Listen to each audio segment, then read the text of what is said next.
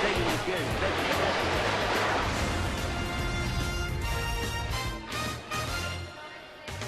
At Chase Field in Phoenix, Arizona, the New York Mets play the Arizona Diamondbacks.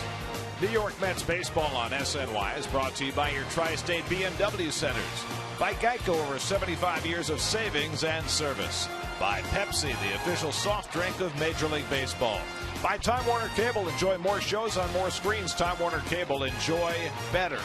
And by Mazda, KellyBlueBook.com's lowest cost to own brand over 5 years. Well, the Mets are ready to wave the flag and go home. A week on the West Coast. Too many rocks, too many mountains. Time to get back to concrete, tall buildings. I mean, this beautiful scenery is lovely, but enough already. One more game at Chase Field before the Mets hit the skies and go back to New York. And a pleasant good afternoon, everybody, and welcome to Phoenix. Gary Cohen, Ron Darling with you today as the Mets wrap up a 4-game series against the Diamondbacks. The Mets are 2-4 on their current road trip.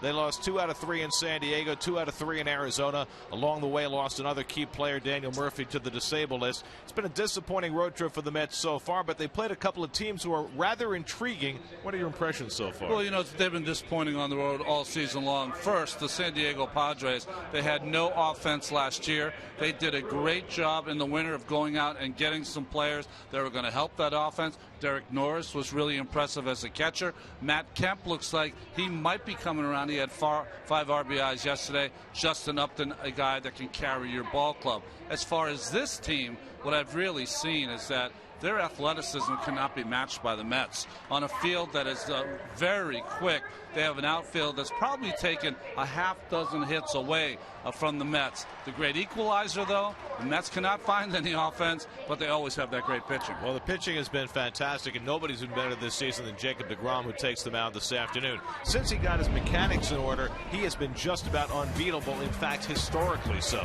Well, you almost felt bad for him in Chicago when you saw him frustrated, could not throw the ball where he wanted to. He worked awfully hard with Dan Warthen and a lot of work on his own to get back where he could throw that slider and fastball down in the strike zone. Since that time, he has given the Mets the best chance when he goes on the mound to get a win. Hasn't allowed an extra base hit in his last 4 starts. At least 8 strikeouts, no walks his last 3 starts. Third time in history that's ever been done. DeGrom's opposite number today will be Josh Colmenter, who really is the ace right now of this Diamondbacks rotation. Well, Josh Colmenter is a very interesting character. He's a guy who doesn't throw awfully hard, but he throws at such a weird angle that it's hard for hitters to pick it up. He throws straight over the top, almost like an iron Mike. Half of his games have been starts for the Arizona Diamondbacks, but like you said, Gary, their best starter right now. And so Colmenter takes the mound against DeGrom this afternoon.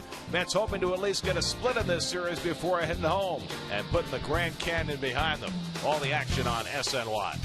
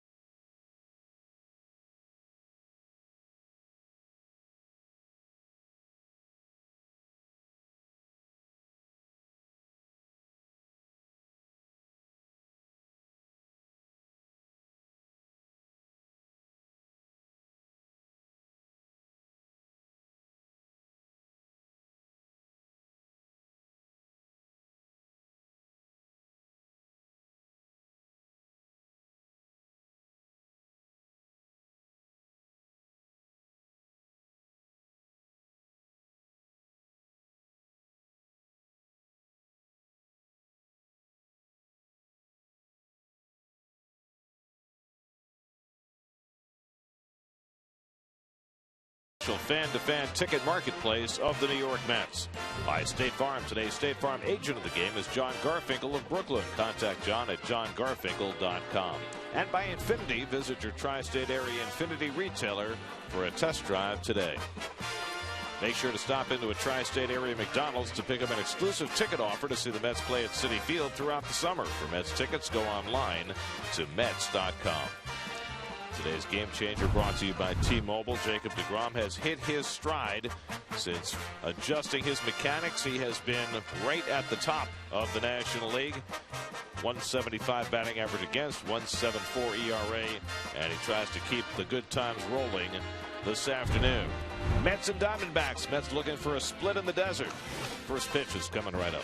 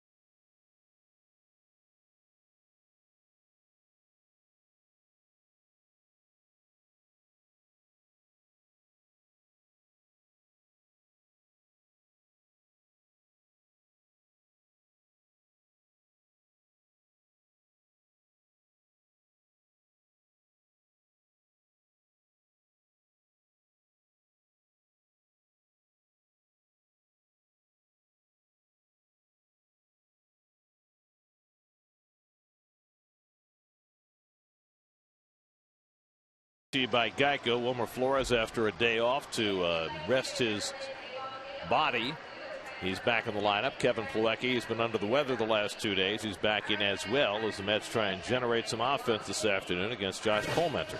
Well, last year Josh Colmenter in 28 starts was 11-9. You can see his ERA has been high, but he does not walk anybody.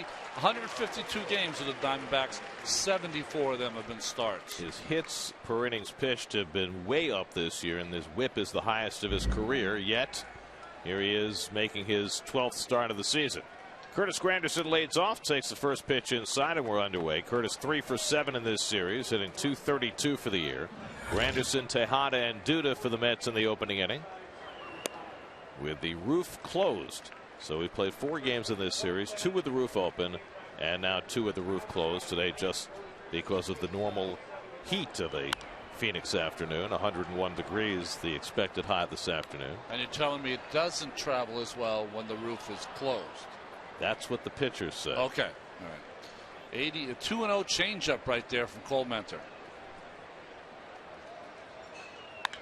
Granderson gets a hold of one deep right field. Enciarte back near the wall, and it's out of here. Curtis Granderson leads off the game with a home run. 7th home run of the year for Granderson. The Mets jump out to a 1-0 lead. Well, that carried well enough. Well, he threw in the 2-0 changeup, came back with the 2-1 changeup, and Granderson was all over it because this one was up in the strike zone, sitting there like it's on a tee, and this one was long gone. I'm surprised Goldschmidt even looked back. No one needed to, although Inciarte scared me because he climbed the wall like he was going to try to make a play. 31st career leadoff home run for Granderson, his 3rd this year. Ruben Tejada takes ball 1. So the Mets in each of the last 3 games now have taken an early lead with a home run. Cuddyer in the 2nd inning Friday night, Lagares in the 2nd inning last night, and now Granderson leading off the game this afternoon. Oh, Inciarte here. Climbs the wall. But boy, way back there. 2 rows. Tejada lines one right back to Colementor, and that's the first down of the game. A good defense there by Colementor, and he's got some help behind him, of course, this afternoon. Presented by Coors Light. I think the best defensive outfield in baseball, Peralta, Pollock, and Inciarte. And Jake Lamb, Ahmed, Owings, Paul Goldschmidt, their MVP type candidate, and Saltalamacchia behind the plate after Castillo had the big 2-run home run last night. I think he might be getting a call from Kansas City. Oh, geez, yeah, I shouldn't have left them out. Lucas Duda takes a strike. Oh, well. National League. They'll live. National League. They got all the attention last October. Duda gets tied up inside. It's been a rough series for Duda, who sat out a game on Monday because of a sore knee after getting hit by a pitch. Just 2 for his last 25 now, and he gets jammed by Colementor again, and it's 1-2. Duda down to 279 for the year, leading the team with 9 home runs.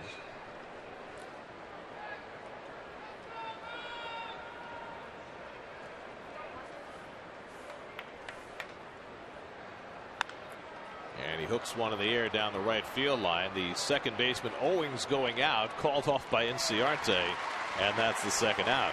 Owings was playing so deep into the outfield, he nearly had a chance to catch that. Yeah, you probably could have made the play, but you don't have to with the speed of Inciarte. I mean, he's so deep. By the time you run back on this ball, if your right fielder isn't able to catch it, he shouldn't be in right field. So 2 out and nobody on. Now Michael Cuddyer. Michael's got an 11-game hitting streak going. 4 for 13 in this series, and Colementor starts him off with a curveball. 0-1.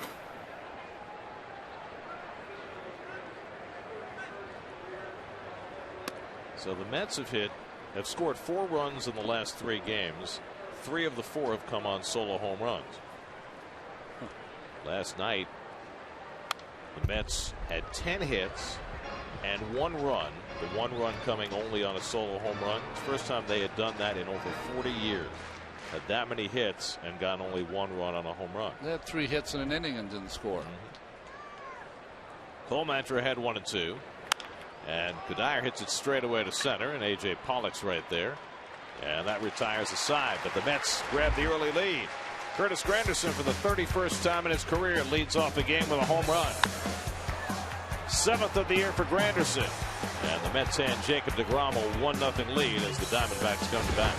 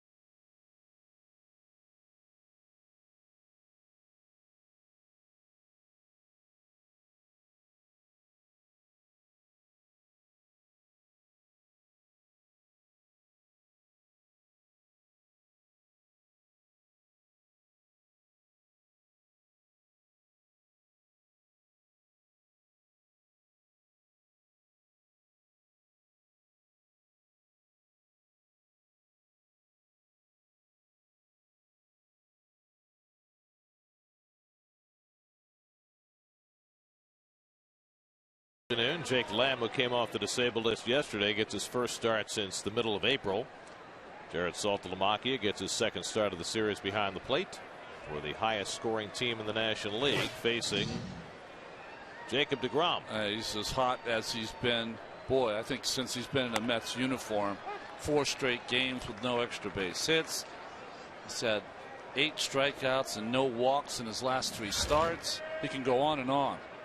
Ender Inciarte 4 for 12 in this series, and DeGrom misses with a sinker 1-1.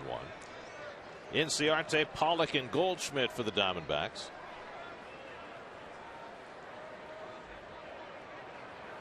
And this one's drilled to right field. Granderson's not going to get there, and it short hops the wall.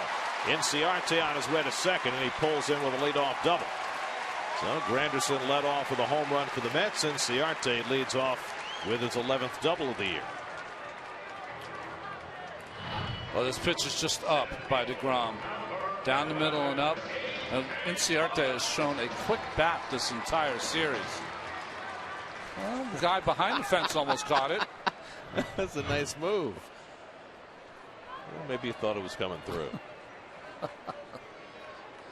He was all ready. Back to the water. Now A.J. Pollock hitting at .324 for the year. Took an 0 for last night, a rare one. And he takes a low for ball 1. Had it all the way. I think he closed his glove too quick. I think he would have clanked it. So that ends the streak for Jacob DeGrom without giving up an extra base hit. He got 4 straight starts without giving up anything other than a single. And that's drilled into right field. A base hit for Pollock. And they're going to hold Inciarte at third base. He almost ran through the stop sign, realizing he was running against Granderson's arm. But they don't want to take a chance with Goldschmidt coming up, so Andy Green held him up. And so DeGrom in immediate trouble. What a concept. Situational hitting here by A.J. Pollock. With the runner on second base, trying to hit the ball the other way. Comes up with the base hit. Good job by Granderson to hit the cutoff man. Inciarte, there's no reason to look back. Just pick up Andy Green at third base. So first and third and nobody out, and the big bopper for the Diamondbacks. Paul Goldschmidt steps in, so a ragged start for DeGrom. Goldschmidt 2 for 9 in this series, including a home run against Matt Harvey. Mets up the infield back with nobody out. And Goldschmidt takes a fastball for a strike. Goldschmidt at .343, second in the National League. 16 home runs and 46 driven in. That's tied for second in the league. Second in on base percentage, second in slugging behind Bryce Harper.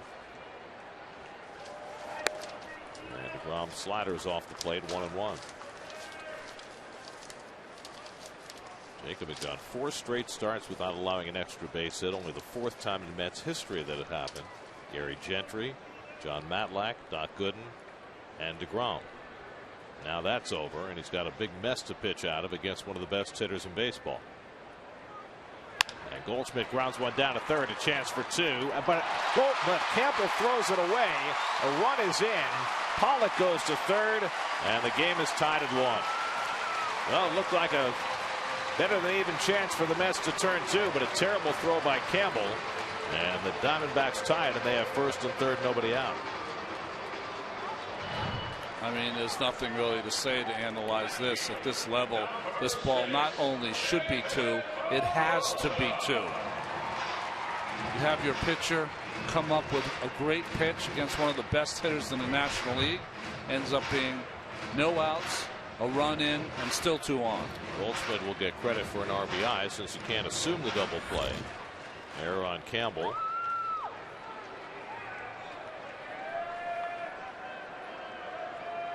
So now David Peralta with first and third, and still nobody out. Peralta 1 for 7 in this series, and he hits one well to center field. That'll get a run home. Lagares back to get it. Pollock tags. He'll score the go-ahead run. Sacrifice fly for David Peralta makes it 2-1 Arizona. Pollock going the other way is situational hitting, and here on the first pitch from Peralta with a runner on third and less than 2 outs. A line drive sacrifice fly by Peralta. Good hitting. So just like that, the Diamondbacks lead 2-1. Goldschmidt at first and 1 out, and Jake Lamb coming up. Lamb was out for 6 weeks with a stress fracture in his foot. Came back last night, struck out in his only at bat. Never took the bat off his shoulder against Leathersitch. And he takes a fastball for a strike. Well, we don't know how much success Jacob's going to have in this game, but we always show you some scouting reports on arm speed of pitchers. Well, one has it in this game, DeGrom, and Cole Mentor does not. Very different arm speed.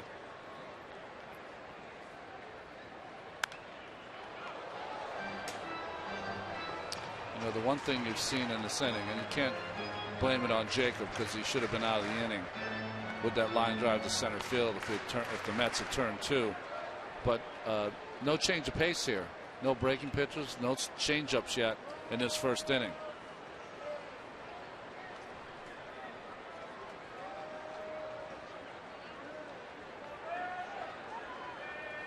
He's ahead on Lamb 0-2.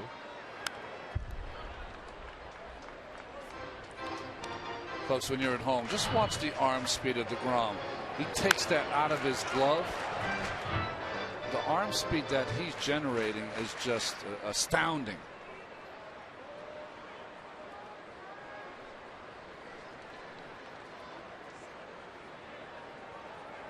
And he strikes out Lamb on the high fastball, his first strikeout.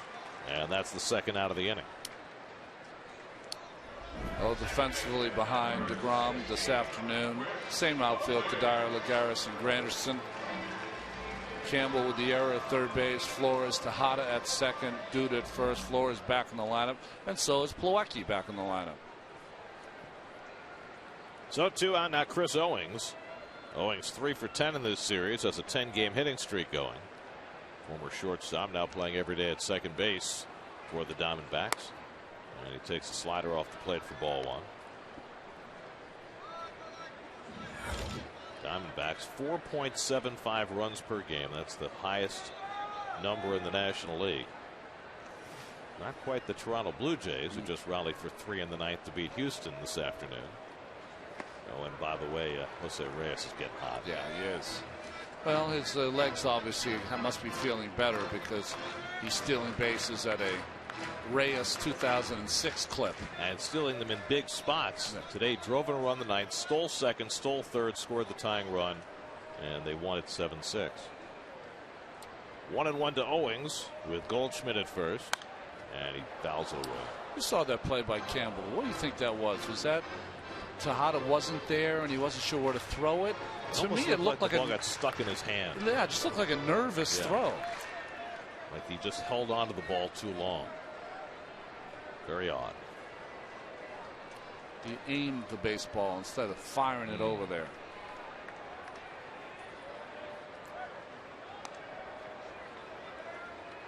Well, it's the kind of play that the Mets just can't afford with their dearth of offense right now. Well, part of the reasons the Mets have lost 2 out of the first 3 games here is the double plays that the Diamondbacks have turned.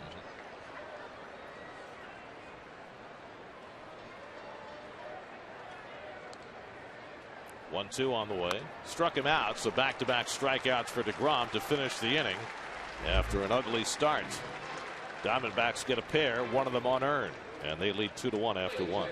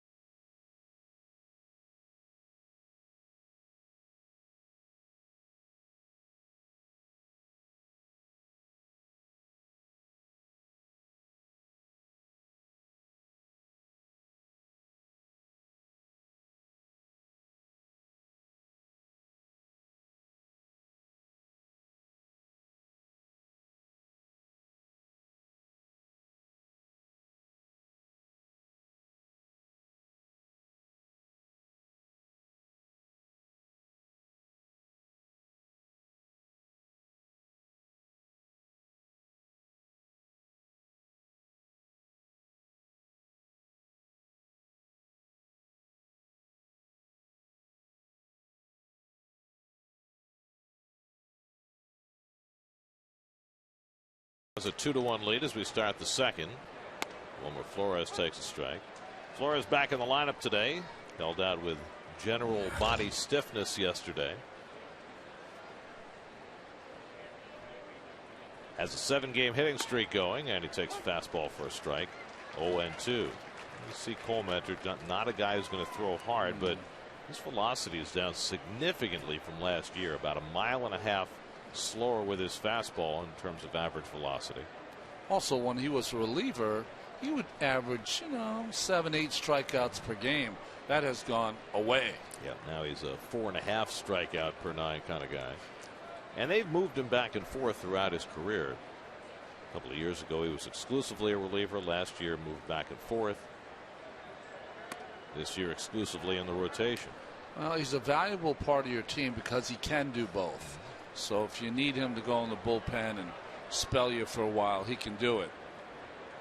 2-2 coming, and Flores pops it up.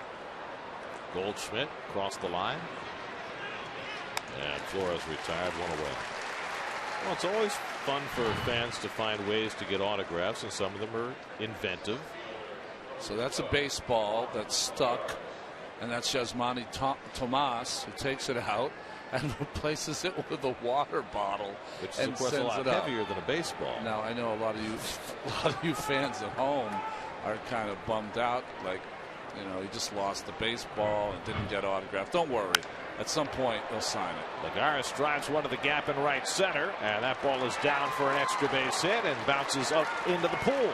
That doesn't quite count as a pool home run, but it's a pool ground rule double for Juan Lagares, who continues to hit the ball hard the other way. Well, the one thing that we did not talk about, what we've seen from this trip, is that it seems to be that Juan Lagares is starting to heat up. His swings are very good. He's hitting the ball the other way, and he's hitting it with some power. You see the home run last night, and now the double to right center.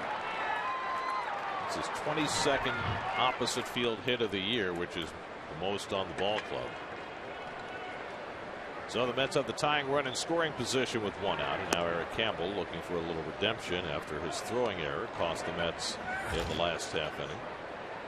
Campbell at least has broken out in this series with the bat, and an 0 for 28 till the other night. 2 more hits yesterday. So Campbell 3 for 11 in this series. The one thing I've noticed about Lagares on this trip, Gary, is that, remember, Keith was mentioning it, on the high ball he was dropping that back shoulder and getting underneath the ball. He's much more on top of that high pitch, and that's why he's having much better results.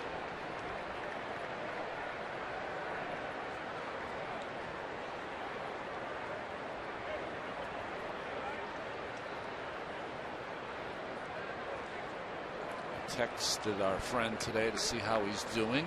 He said he still is in a lot of pain. Yeah. He's having trouble sleeping.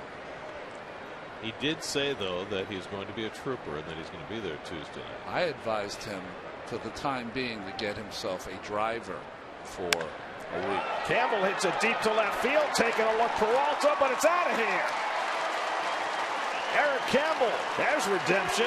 2-run homer, his second of the year.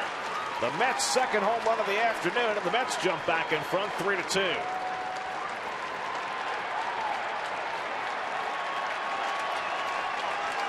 I always say that, don't I, from the pitcher's perspective.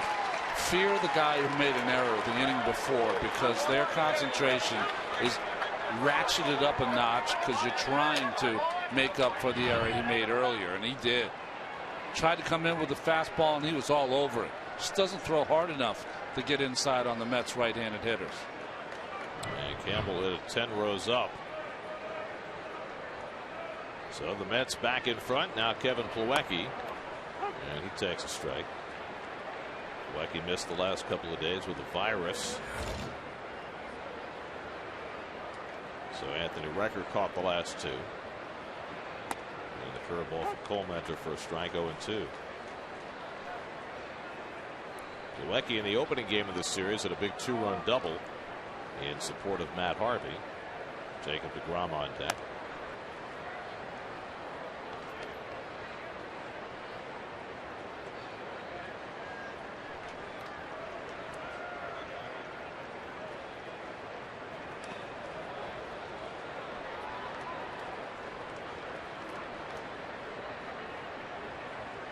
got to feel good for Campbell, who was in the darkness for a long time until this series. Listen, no one wants to make an error. Errors happen. That's just how it is. But boy, do you want to make up for it. Plawecki lines one the other way, and he's got a base hit. Kevin Plawecki, first at bat in the last few days. And the Mets have 3 straight hard hits from their 6, 7, and 8 hitters. Well, Colementor so far has been the antidote to this Mets anemic hitting. He just can't. He doesn't throw hard enough, and by the angle of where he throws, if he's not precise, the ball is about as straight a fastball as you'll see in all of the league. This is Mike Harkey, the pitching coach. Awfully hard to survive with 84 and straight. I tried to do it in '95, Gary. It doesn't work. Mike Harkey having a long conversation, and the home plate umpire Jeff Kellogg finally gets out there to break it up. I mean, this is one of those games, seriously, for this Arizona Diamondbacks team. I mean, you got to suck it up and pitch some innings here, even if you don't have your best stuff. Well, they've had 12 straight starts now. The Diamondbacks have 6 innings or less, so it's been very tough on Chip Hill and his bullpen. See what the Mets do with DeGrom here. See if he's asked to bunt. 5 hits, 1 sacrifice this year. Runner goes, and it's pulled foul, so the Mets play a little hit and run with DeGrom.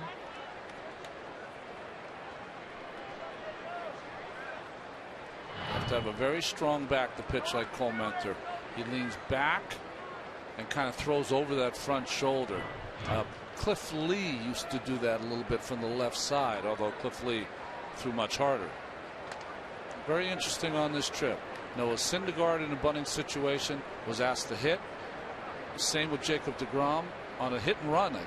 So, you know, the offense has not been good, so Terry Collins is letting his best hitting pitchers hit away. Well, there's another piece to that, too. As he pulls it down to first, Goldschmidt with a nice play. Ahmed with the return in time for the 3-6-1 double play.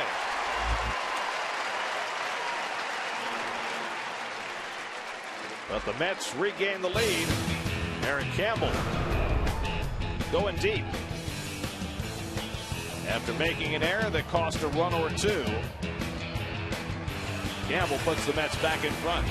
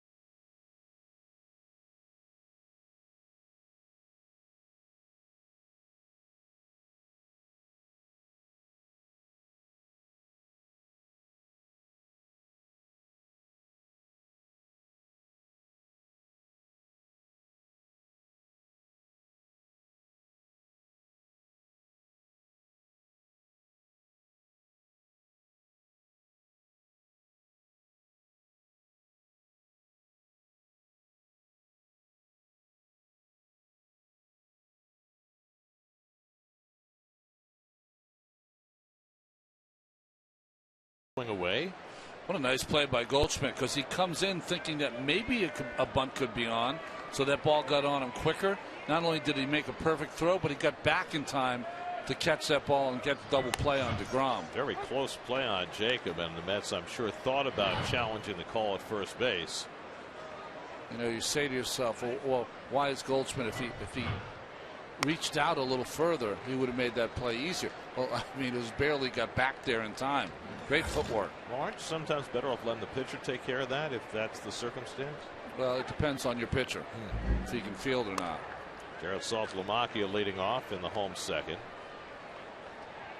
The Diamondbacks have completely turned over their catching core in the last couple of weeks, picking up Saltalamacchia and bringing him up, then trading for Wellington Castillo, who had the game-winning home run last night. That's going to be awfully difficult on a pitching staff to all of a sudden in late May, early June have a completely new catching core. Broken bat pop-up. Nobody in the neighborhood except Plawecki, who dives and can't get there. With the shift on against Saltalamacchia, there was nobody else who had a chance. Well, what you have to do, and I don't think he would have gotten there, but the fastest person on the field that was close enough to that ball is the pitcher, Jacob DeGrom. And you have to remind yourself with this shift that anything up in the air, you got to go get it. See how Jacob he wouldn't have been there anyway. Plawecki was the only guy. But even a regular kind of pop up to third base, as a pitcher, you got to be ready to go get it. Good hustle by Kevin. Slider misses into Saltalamacchia, 3-2. Gotta love this effort. He's a hard-nosed player. He might have been overmatched a little bit offensively in the last couple of weeks, but hasn't stopped his hardy play. Third strikeout in a row for DeGrom as he gets Saltalamacchia to start the second. Well, with this shift on, what are you going to go with? Mostly breaking balls, change ups, and fastballs in. Make him pull it, or in this case, Saltalamacchia missed it. So 1 out and nobody on. Now the number 8 hitter, Nick Ahmed. Ahmed 1 for 7 in the series. We've seen in this series, Gary, the Diamondbacks love to bunt for base hits, but they've got to know that DeGrom's one of the best fielding pitchers in all of baseball. Well, it's like having a fifth infielder. Yeah. Because that's what he was. That's right. They never said he couldn't field at shortstop. They said he couldn't hit when he was playing college. Who's that coach? We'll have to. Well, that decision led to great fortune. Well, it's great fortune for Jacob, but the hitting coach at Stetson, we're going to have a talk with him. Well, it's a good hitter for a pitcher. Yeah. I mean, when you pitch in college and you're a pretty good athlete, of course, Jacob is, you also want to play on the days you don't pitch. I wonder if that happens as much as it used to. No, of course not. All the specialization. I don't know if you've ever watched the college women's tournament softball. Ahmed goes down on strikes. Plawecki makes the toss on the pitch in the dirt, and that's 4 consecutive strikeouts for DeGrom. 2 out and nobody on. Good looking slider here from DeGrom, who didn't throw a lot in the first inning. Plawecki, what you do as a catcher, you point down, throw this ball in the dirt. I'll block it, and we'll get the strikeout. And they did just that. I was saying about the girls softball. The pitcher wears a wristband that has writing on it. The catcher wears a wristband that has writing on it, and the coach gives signals, and the pitcher and the catcher both look at their wristband, and by the mathematical symbols it tells them what pitch to throw. So they're calling every pitch. It's like the NFL. Oh, it's so tired watching. So sorry girls. 0-2 to Colmenter, who's a lifetime 132 hitter. Doing better this year with 5 hits. I mean, I love the game because my mom used to play when I was a kid, but to have that, to me, over coaching, it's just no pace of game initiatives yet. DeGrom strikes out the side in the second inning. 5 straight strikeouts for DeGrom, so he's hit his stride. He has a 3-2 lead.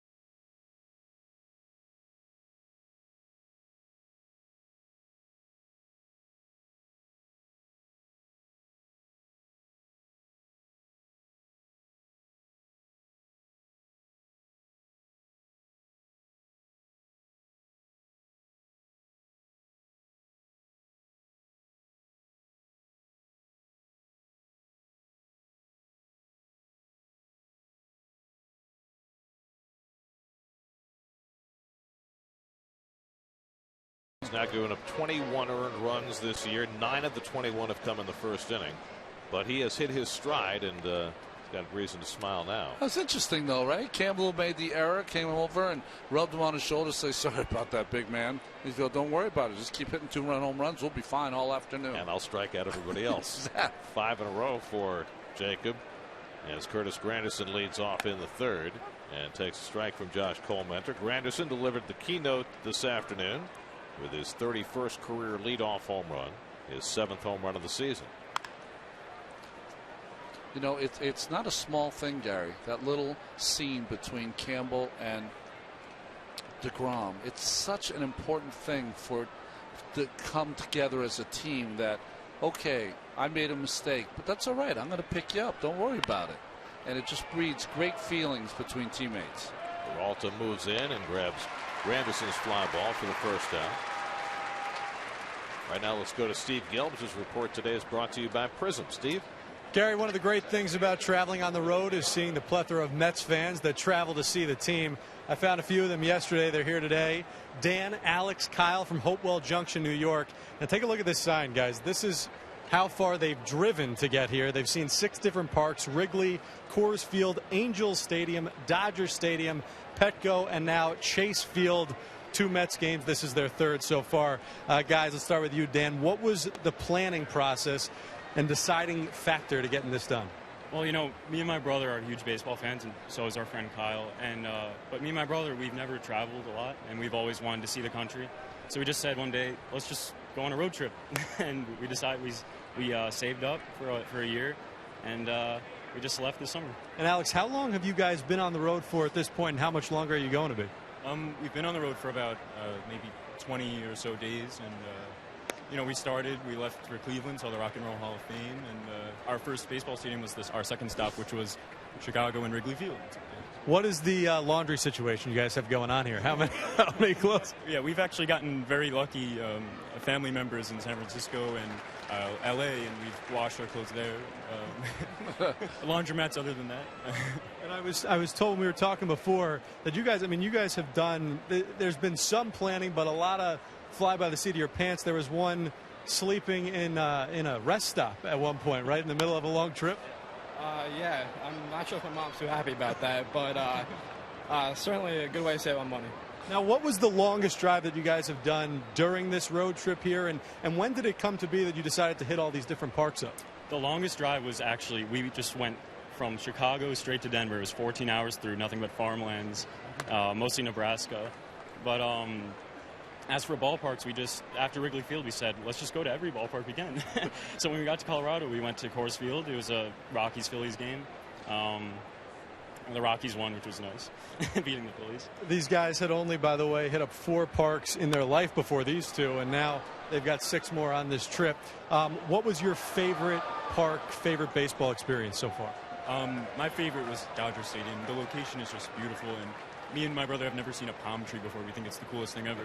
But no, it's Dodger Stadium. I love the classic stadiums. Wrigley Field is also cool, but Dodger Stadium. Yeah.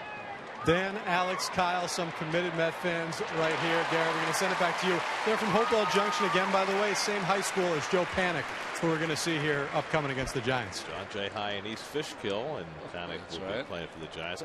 Great, you know, a little geography, a little baseball, a little being out on your own and doing your laundry. It's a great experience. You got to be good friends, though, man. Three guys in a car that long, but that's fantastic. Well, the key is whether you're friends when you get home. Yeah, right. I'd only seen one big league park until I started playing in it. With Lucas Duda with 2 out. I mean, I never did anything like that, but when I was 19, my friend and I drove across the country, stopped in St. Louis for a Mets game, saw an Angels game with Nolan Ryan pitching in 1977. Wow. Yeah, so that's a great thing. Duda cracks one deep down the right field line, toward the pole, and foul. Almost. Just like he's been most of this series, a little quick for Lucas.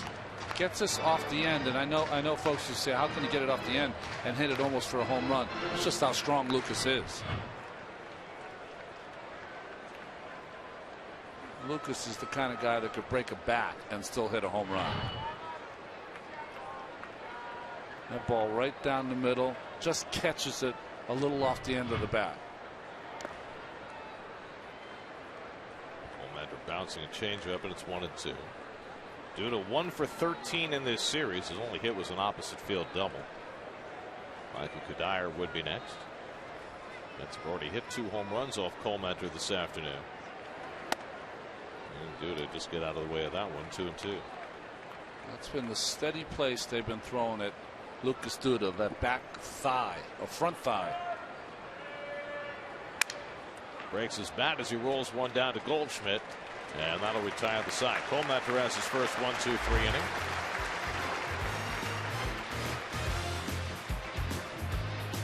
Where's the next stop on the road trip?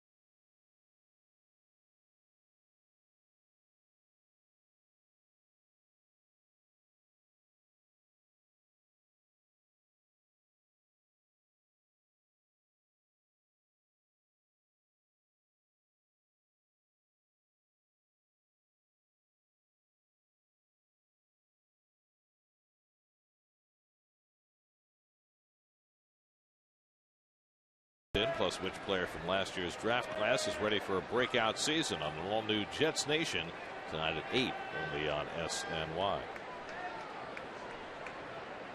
Some more of the Met fans on hand here in the Valley of the Sun. There have been quite a few of them this trip. Jacob DeGrom starts his second time through the batting order, and Ender Inciarte drilled a double to right and scored a run in the first inning. DeGrom has settled in and retired 6 in a row, striking out the last 5. Little false hustle by Inciarte with the eye black with the roof closed. Maybe he didn't get the memo. He didn't call the roof hotline. He did. I've got a secret to share with you today. That's top to Tejada. He comes in to get it and throws out Inciarte. I was not sure whether the roof was going to be open today. I actually called the roof hotline to find out. You did? I did. Since we introduced the concept last night, I figured, well, I didn't know. You know, because it's very cool with the roof closed. Yeah. And it gets much warmer with the roof open. And what info did you get from? It said the roof was going to be closed. That's it. That's all we really needed to know. So there's the number if you ever want to know. You can put it on your speed dial. It's not going in. It's not going in. A.J. Pollock singled and scored a run in the first inning. Control. I think they have a cone of silence in there. I loved yesterday when they were opening up. They were playing a little ELP. That's Emerson, Lake and Palmer for you young folks. You can Google it. They were a band in the day. Welcome back, my friends, to the show that never ends. Check swing foul, 1-2. Well, you mentioned the Giants are coming in Tuesday night with Joe Panik from Hopewell Junction. He had 3 hits today, but the Giants lost in Philadelphia. They have 8 hitters in their lineup that are batting .280 or better. 8. Let's have 1. Tejada.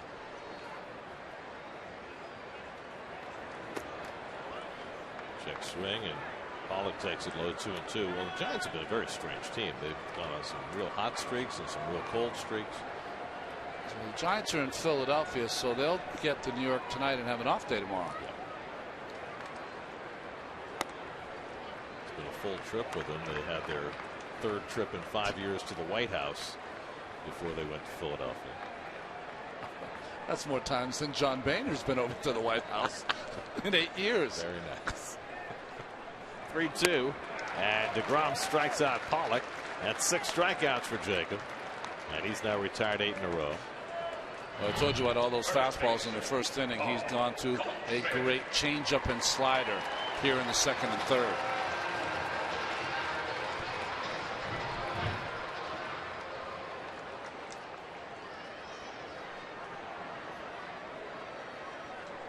So 2 out and nobody on. Now Goldschmidt, who hit what looked like a double play grounder to third his first time up. It turned into a throwing error and a run. Goldschmidt got credit for his 47th run batted in, which ties him for the National League lead. You know what I enjoy about watching Goldschmidt hit, other than everything, is his balance. He has a great balance when he's up there. Kind of an awkward stance until he gets ready. And a tiny little stride. And he's always on balance. You know, when we watch Wilmer Flores, who's a different kind of hitter, he's always kind of falling over the plate. You never really see that with Goldschmidt. And DeGrom, pitching carefully, walks him on 4 pitches. His first walk in the last 4 starts.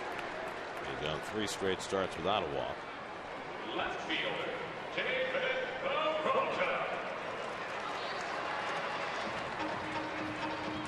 David Peralta hit a sacrifice fly to drive in a run his first time. And the Mets put on a full shift against him, with Campbell playing out in shallow right field.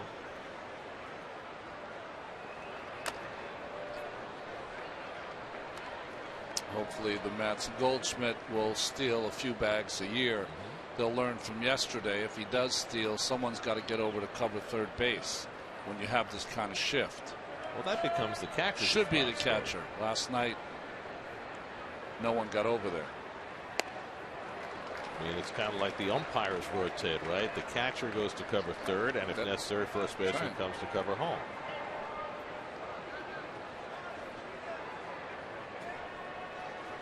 Jake Lamb would be next.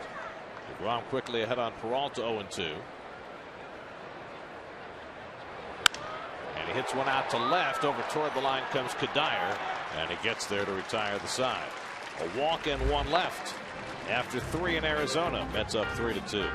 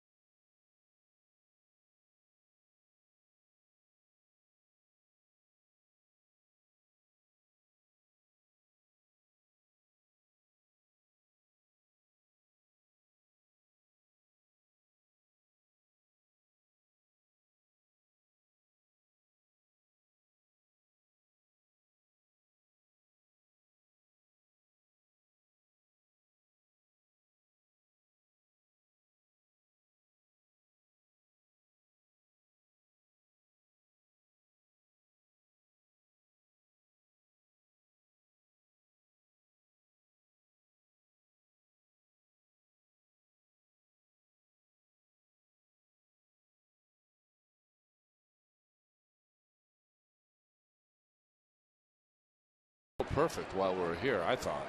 Didn't have any 120-degree days. Michael Cuddyer flies one down the line. Inciarte can't get there, and it lands for a base hit. So Cuddyer, who had one of those last night, a little bloop single to right his last time up in last night's game, picks up another one. Dropped in front of Inciarte. What was it you said last night? The key is don't hit the ball hard? Yeah, don't hit the ball hard against this defense. Well, one of the reasons that Inciarte didn't get this ball is that because of the quickness of the turf in the outfield, both outfields for the Mets and Diamondbacks is playing extremely deep. So a lot of hits drop in front of the outfielders. So the Mets have their 5th hit of the afternoon, and now Wilmer Flores, who fouled out to first his first time up. So Cuddyer now hit in 12 straight games. You'd have to say it hasn't been an impactful hitting streak, but at least he's starting to get some things rolling. He's laughing because it's hard for him to believe, considering his lack of stealing, how many times pitchers throw over when Cuddyer's on first. Why do you think that is? I don't get it. Sandy Goldschmidt, you're the one with 9 stolen bases this year. I don't have any. Yeah, what is he doing? I haven't even tried one.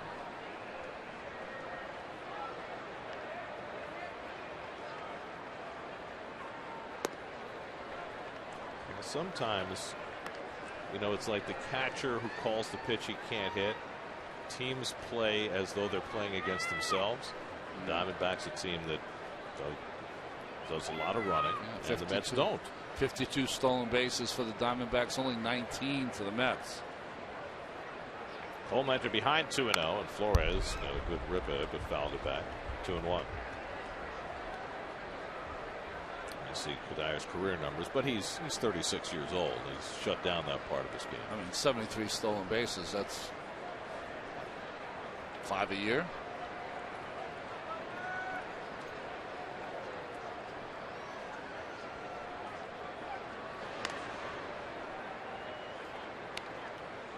Maybe they're just trying to wear Michael out.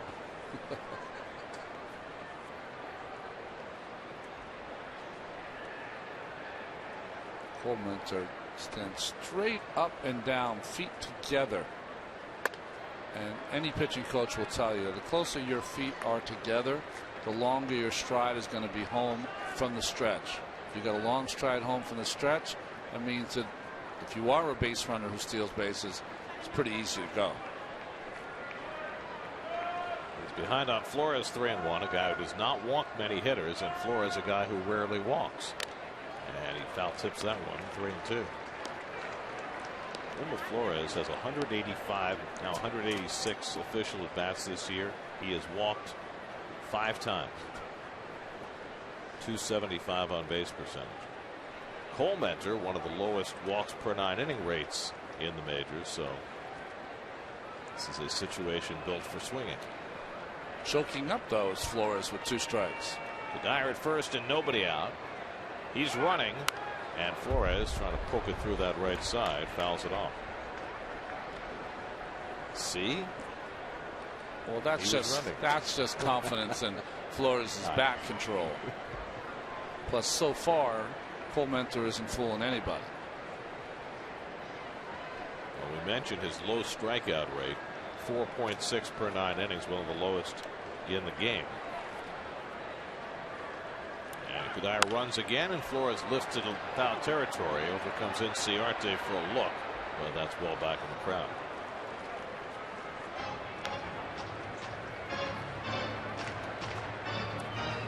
The only pitcher in the National League with a lower strikeout rate among starters is Kyle Kendrick. It's the second time this week Kyle Kendrick has made our notes. Well, he made the notes because he takes forever between pitches too, right? The slowest and the lowest strikeout rate in the league. 8th pitch of the at bat coming to Flores. Cuddyer not running, and Flores fouls off another one. Well, only Bartolo Colon and Jason Hamill have walked batters at a lower rate than Josh Coleman this year. Your Coors Light cold hard facts. You know, when you're a ball player, every day you get tons and tons of mail from fans.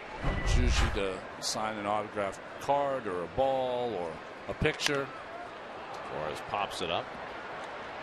And Ahmed waiting for it. 1 out. I'm thinking anonymously we should send the Elias notes to Kyle Kendrick. Speed him up. Just tell him what he's looking like in the Elias notes. It's not going to make him strike out more hitters, but it might make him work faster. What you're saying. Maybe he has no interest in working faster. Now, if I'm pitching in Colorado, I might not want to throw a pitch either. Now, if he were in the minor leagues, he would have to pitch faster because they've got the pitch clock this year. That should teach a whole new generation of youngsters to play a little quicker. Garris takes the curveball down for ball 1. Juan drilled a double to right center and scored in front of Campbell's home run in the 2nd inning. Juan Lagares has now played 8 games in his career at Chase Field. He's got a .375 batting average with 5 extra base hits, 3 doubles and 2 home runs. Don't tell him that. He'll be a free agent someday.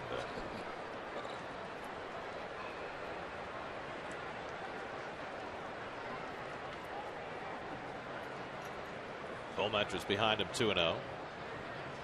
And Lagares fouls off the fastball 2-1. Well, I remember in 2011 when the Cardinals won the World Series, that final 2 or 3 months they got behind the slogan of happy trip, happy flight, happy flight. Mets need a win. They have a happy 6-hour flight home, or whatever it takes to get home from here. Get some tailwinds, maybe. Okay, maybe a little faster. Depends if we have a prop plane or not.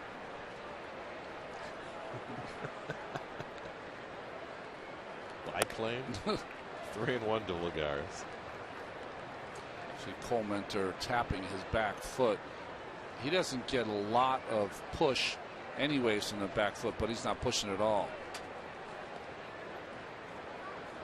Kind of uses gravity, just leans forward with that unusual arm angle.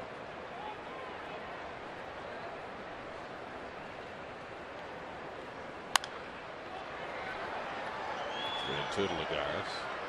You know, pitched another good game this afternoon. Mike Pelfrey. 8 scoreless innings against Milwaukee. Pelf's rejuvenated his career this year.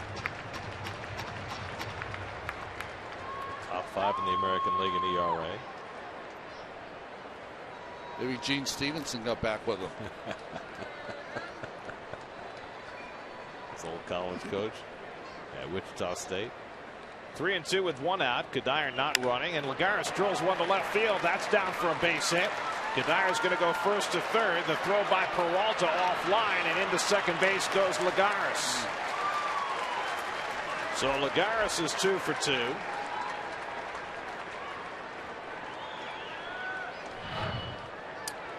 Well, it was an interesting choice by Peralta. First, off on his front foot, still got enough to hit this ball to left field. I think Peralta, when he came up, should have went to second base because he really had no chance of Kadire, even with a perfect throw. We talked about not a lot of speed, but Michael Kadire is a good base runner. Knows how to cut that bag. And for Lagares, he's just watching the play. As soon as the play went to third, he proceeded to second base. Yeah, the official score very generously gave him credit for a double, but you could see he hesitated. That should only be a single. Yes. Now Eric Campbell with the infield in takes a strike. So 2 doubles in this game for Lagares. 1 to right center and 1 to left. And he continues his off the charts hitting here at Chase Field.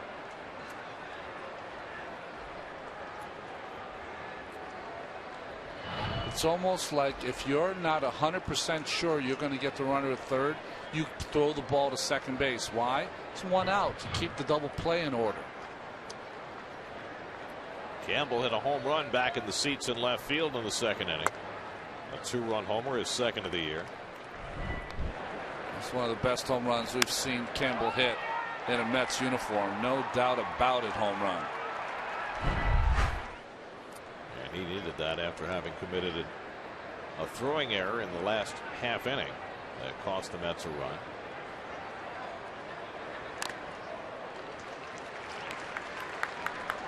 The way that social media works, though, probably had everybody on his back after the error, and then everybody behind him when he hit the 2-run home run.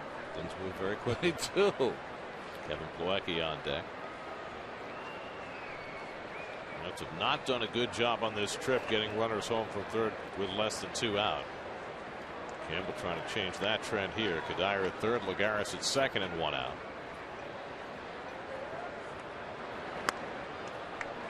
Changeup misses, 2-2.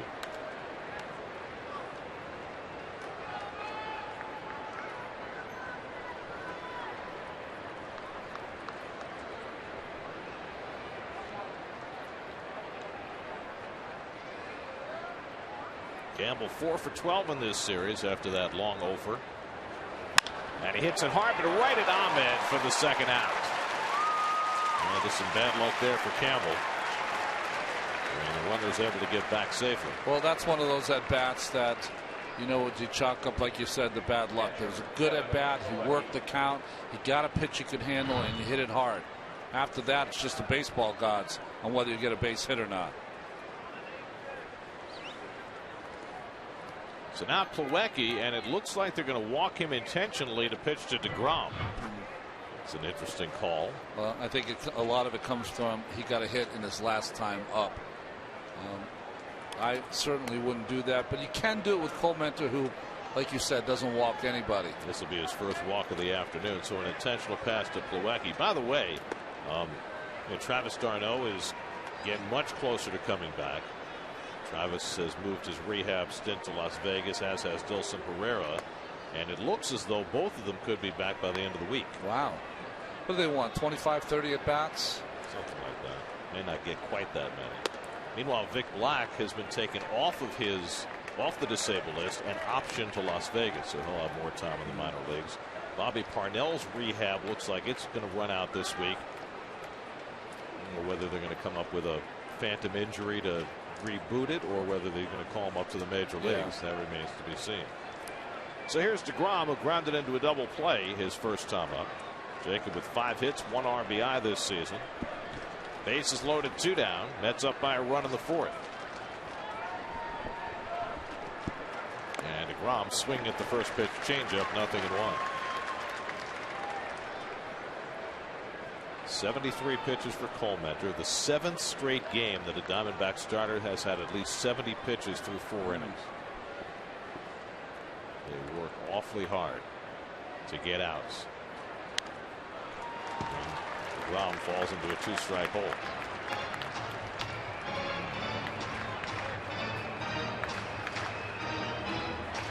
I mean, not many times you have the bases loaded, the pitcher up, and you go after him with 2 changeups. And I don't know if I've ever seen that before. That's the level of respect that DeGrom has acquired as a hitter.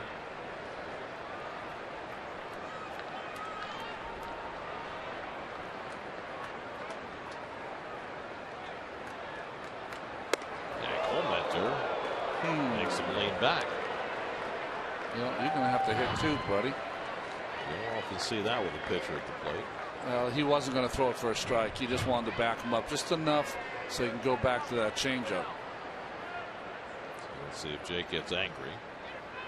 1-2 coming. And that changeup misses. 2-2. Now Cole Mentor's got himself in a pickle because DeGrom's seen a lot of changeups now. Kadire at third, Lagares at second, Plawecki at first with 2 out. 2-2 to DeGrom.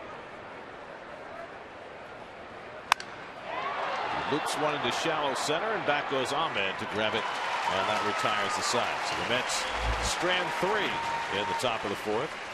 Still lead at 3-2.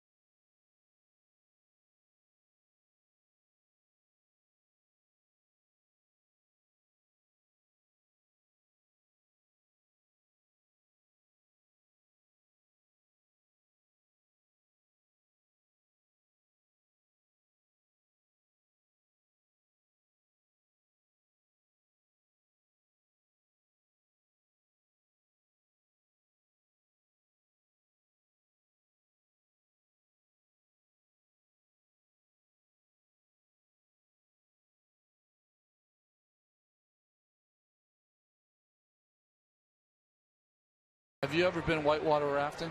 I have not. Oh, it's one of the greatest things of all time. If you don't mind a near-death experience, well, it's really fun. That's what roller coasters are all about.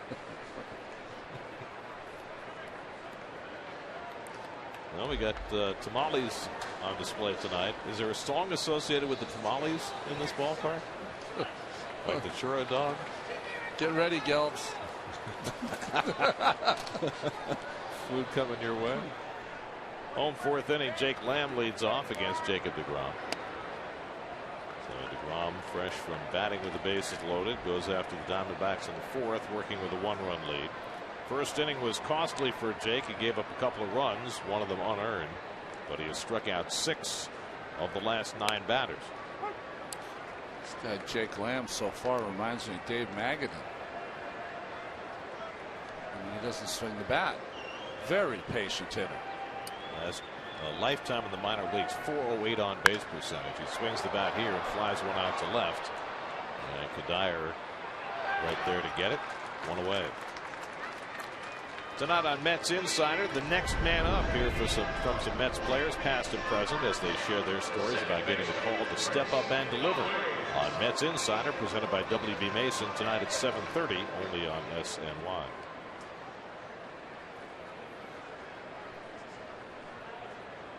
One out in the home fourth. Now Chris Owings, who struck out his first time up. The updated numbers on Mike Pelfrey. 5-2, 2.28. Wow. Good for him. For the first place Minnesota Twins. He's fought back from a lot of injuries. Good for him. You know, his good years, bad years, lean years, whatever. Always consistent with Mike. You couldn't have got a nicer guy. Oh, that's certainly true. His field goal kicking years, all of them. Remember that? Yeah. Who gave him up on that? Someone did. Was it in Ari's book? I don't know how, but somehow we all found out that he had been practicing his field goal kicking. Had to be Burdack, right? Maybe, yeah, maybe. 1-2 coming, and Owings down on the high fastball. That's 7 for Jacob DeGrom. Second time he's gotten Owings. Again, Plawecki with the call of the pitch, the motion with the glove. I want the ball up, and he hits the glove. That's pitching, folks. Pitching and catching.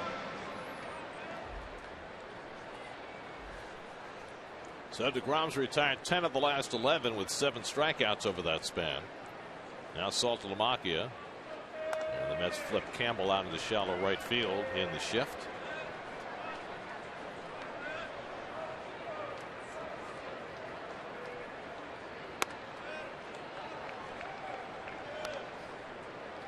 Saltalamacchia has swung the bat a little better since coming to Arizona. He got off to a dreadful start with the Marlins before they let him go.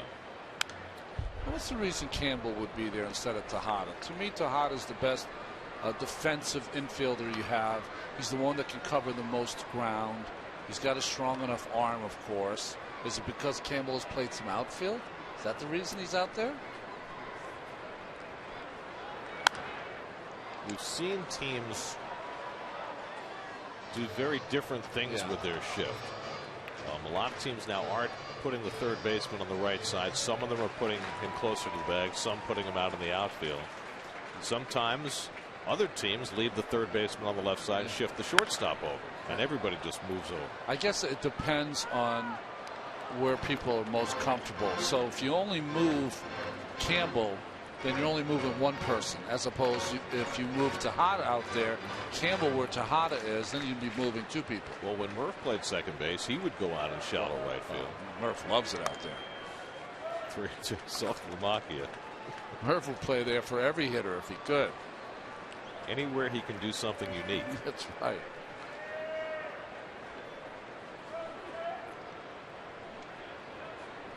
(3-2) from DeGrom.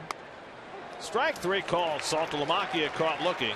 8 strikeouts in the first 4 innings for Jacob DeGrom. After 4 in Arizona, Mets up by a run with the top of the order coming up.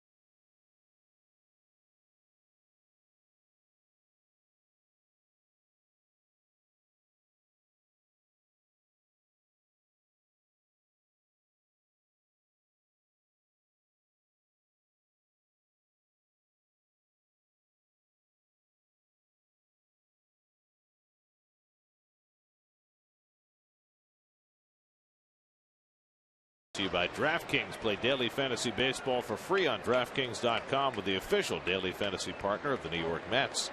Enter promo code NYM for free entry and claim your share of $300 million this MLB season. Curtis Granderson starts the 5th inning and takes a curveball for a strike. Granderson led off the game with a home run for the 3rd time this year and the 31st time in his career. Flied out in his 2nd at bat. He yanks this one foul.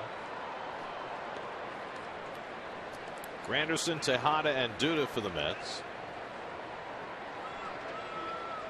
Mets 3 runs, 6 hits. Diamondbacks 2 runs, 2 hits. The first 2 Diamondback hitters of the afternoon got hits against Jacob DeGrom, and he's allowed nothing since. Striking out 8 in 4 innings. The 4th straight start he struck out 8 or more. Meanwhile, Colemanter has had to work a lot harder. There's your People's United Bank starting pitchers this afternoon. The strikeout differential notable. And Granderson tries to hold the swing, and he apparently did so. Third base umpire Mark Ripperger saying no swing. Hope Ripperger's feeling better from yesterday. Remember, Campbell got him with the bat.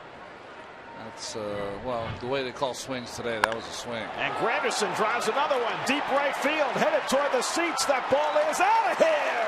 2nd of the day for Curtis Granderson, and that was a monstrous home run. His 8th home run of the year, and the Mets now lead it 4-2.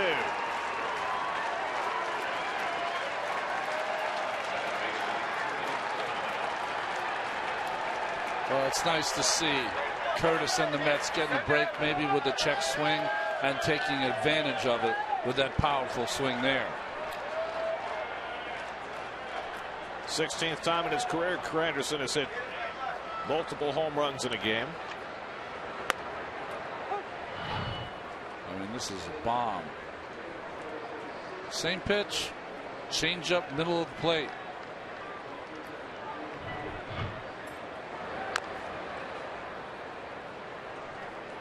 Mets could certainly use Curtis Granderson getting in a big groove with Wright and Murphy and Darno out of the lineup. They need for their veteran hitters to produce. Dyer, Granderson, Duda.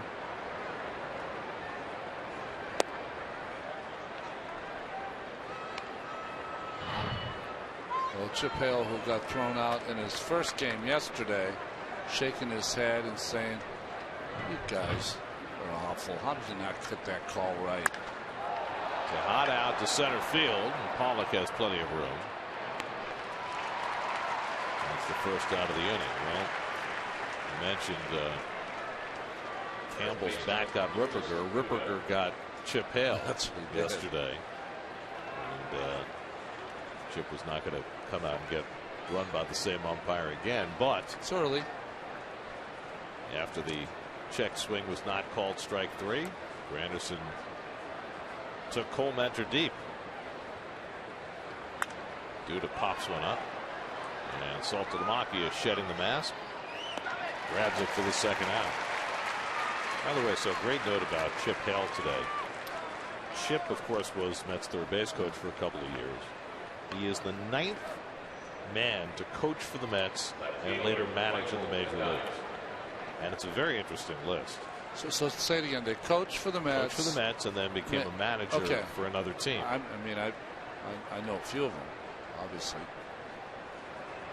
The most prominent is Whitey Herzog, who became one of the best managers of all time. Bobby Valentine went to Texas, managed there. Yogi Berra. Yeah. Okay. All right. Played for the Mets there for a short time. Coach for the Mets. Buddy. No, Buddy never managed anywhere else. Oh, this is somewhere else. Okay. Managed somewhere else. Okay. Manny Acta. Jim Fry. That's right. Jimmy Fry. The Sammy Perlazzo. Orioles. Chuck Cottier. And the one who I didn't remember at all, a guy named Don Hefner, who was a Met coach in the 60s and briefly managed the Cincinnati Reds. Oh, wow. I don't know that name. No, neither did I. I have to look it up. Like Hefner spelled like Jeremy Hefner? Or double F? Okay.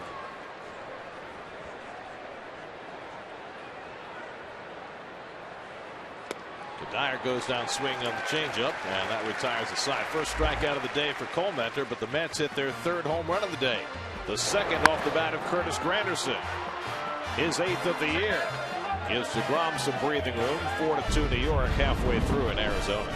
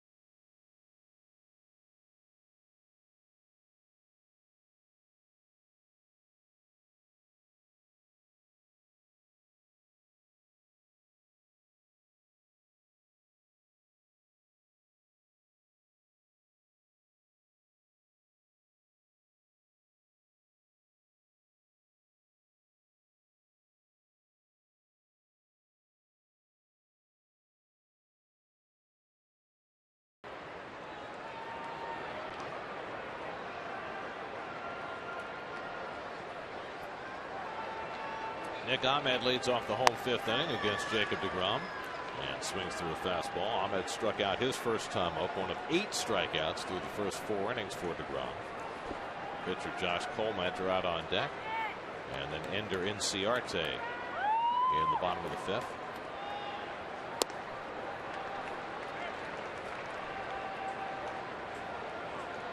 Boy, DeGrom's got everything working. Gave up a couple of hard hits to start the afternoon to Inciarte and Pollock, and has settled into an impeccable groove ever since. 0-2. And he goes away with the fastball. 1-2. He's got himself a cool looking glove too. He's got the blue swoosh on it, and he's got just a little orange on the finger of the glove. Interesting. The orange stripe almost unbrands the swoosh. Yeah. Backhand by Flores. The long throw in time to get Ahmed. Nice play by Flores for the first out. Have you noticed that, and it makes sense with Chip Hill teams, have you noticed that everyone on this team hustles to first base? Not surprising. Yeah.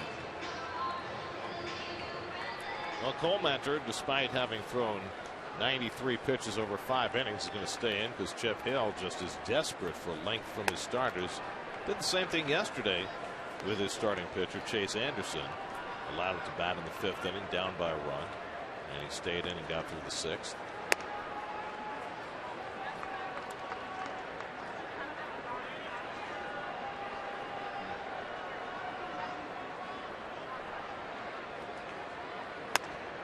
It's a strike. 2-1.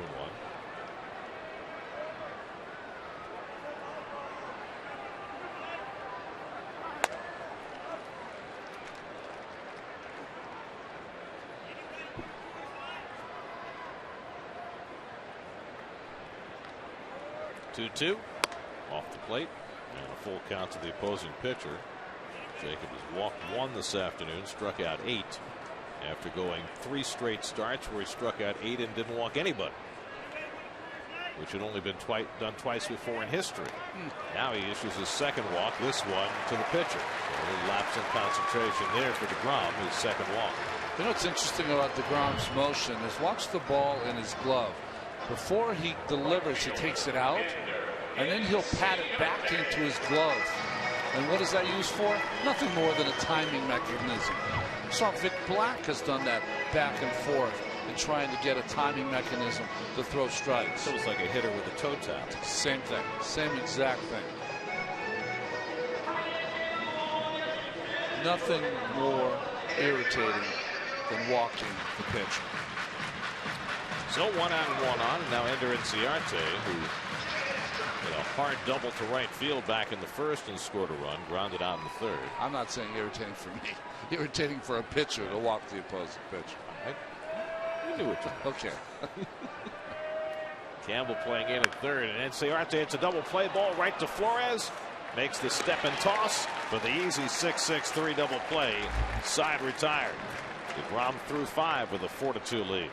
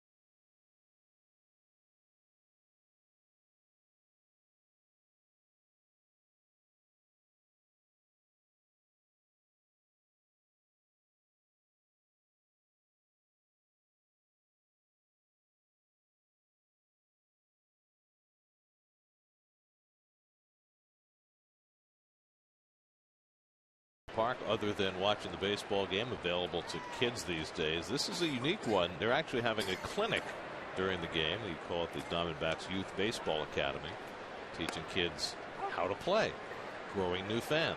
Nice idea. It's a great idea, and you can tell that he's real motivational, Mr. Payton, shaking hands with the kids, getting them all fired up.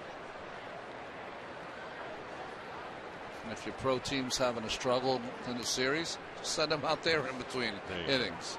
Wilmer Flores 0 for 2 today. And Colmentor bounces a changeup 2-1. Flores, Lagares, and Campbell for the Mets in the 6th. Mets have hit 3 home runs today, accounting for all 4 runs. 2 solo shots by Curtis Granderson, a 2-run homer for Eric Campbell. And the Mets with a 4-2 lead in the 6th. Flores chasing a high one, 2-2.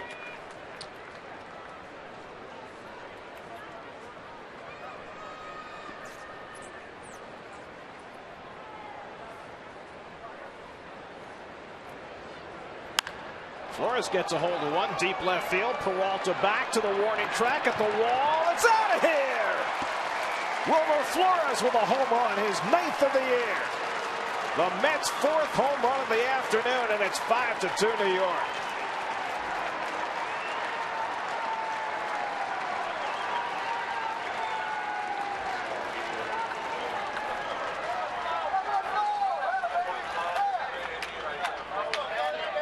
Really nothing short of home run derby here. at Chase Field. We've always talked about how quick Wilmer is inside. Cole Mentor decided to try to come in there and paid for it. So the Mets matched their season high with 4 home runs. I mean, look at the contact. Ball's down, but that's where his power spot is, down and in. No follow through, really. Didn't need to. Lagares hits another shot into left field. That's his 3rd hit of the afternoon. So Lagares a couple of doubles, now a hard hit single. So he's 3 for 3. What's his Chase Field batting average now? Well, here's Eric Campbell, who has one of the Mets' 4 home runs today, a 2-run shot back in the 2nd.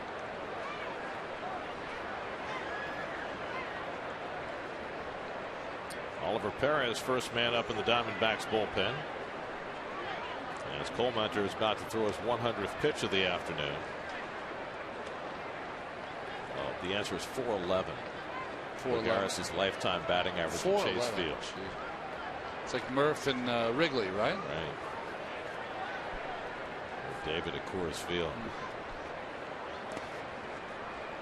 Salt Lamacchia knocks it down. Well, Campbell's been up twice. He's hit the ball hard both times. Hit that long home run to left field. Then he hit a line drive to short with a couple of men in scoring position in the 4th.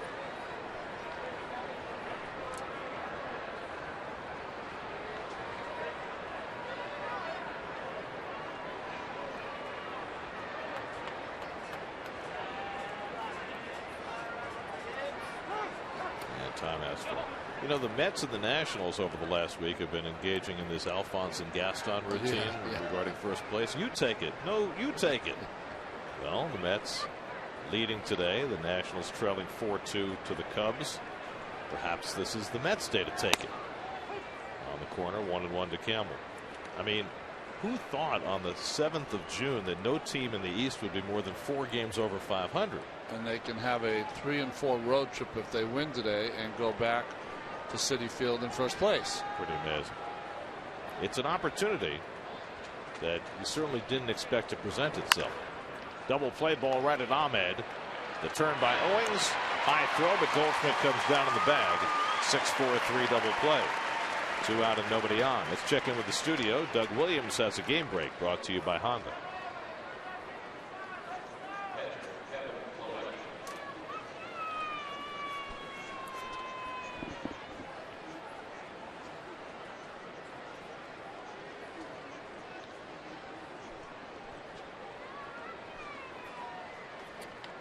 Here's Kevin Plawecki, who's been on base twice with a single and an intentional walk. Jordan Zimmerman getting banged around today for the Nationals. That's lined to left, but Peralta comes in, slides, and makes a nice catch. The Mets hitting bullet after bullet against Cole Mentor, but Peralta with a nice play to retire Plawecki and end the inning. That's one that doesn't fall for the Mets today, but 4 that have gone over the wall, and they lead 5-2 in the 6th.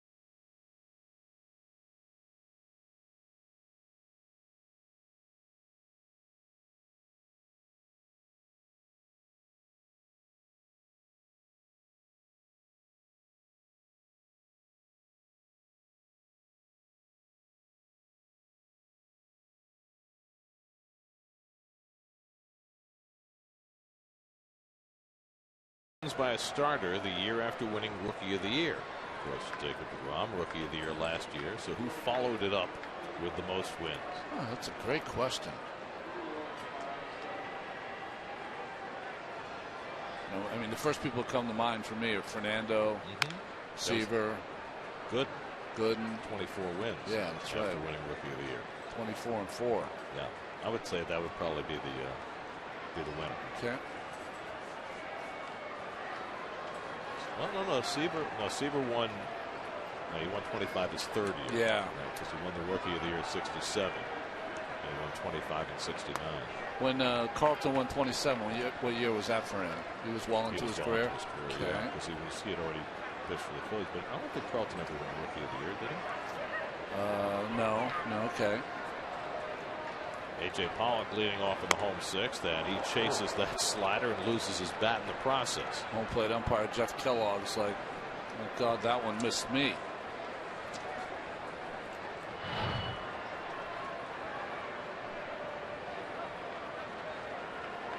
He's got that slider working, hasn't he? He's got all the pitches working. It's almost like he can dial up wherever he wants to throw. And if you notice, Plawecki, everything he calls, it's like he's in a rocking chair back there, sitting the glove every time. And now DeGrom with a 3-run lead to work with. Ahead on Pollock 1-2 with Goldschmidt on deck. And he just missed inside. You get to the point with DeGrom, he's so good. You say to yourself, well, this game's over 5-2. It's not even close. Anything can happen, especially with the guy on deck. 2-2. Struck him out. Pollock down on strikes. That's 9 for DeGrom. 1 out in the 6th. That's the change up there, but the placement of it. That's outside knees corner.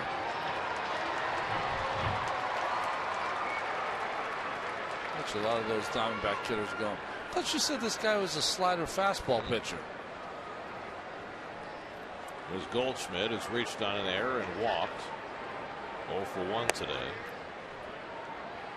I would say that this time with a 3-run lead, DeGrom will challenge him. He didn't want any part of him last at bat. This is the first time that DeGrom has ever faced the Diamondbacks. The only hitter in the lineup who had ever seen him before was Saltalamacchia. So it's a new experience for all these Diamondback hitters. Jacob has walked 2 today. He's behind 2-0. Goldschmidt goes after the fastball, 2-1.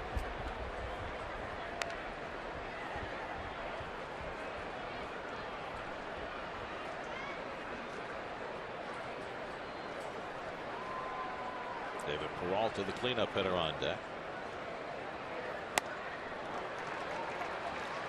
2 fastballs and fastball counts by Goldschmidt. He laid on both.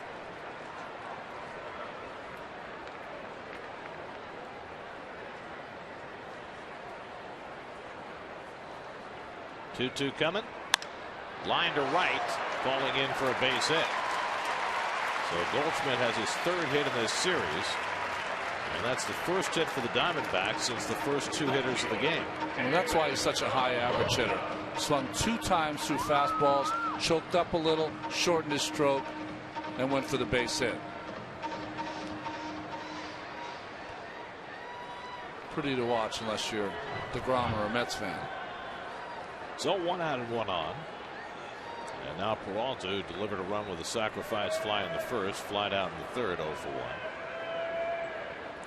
Campbell flips over to the right side again.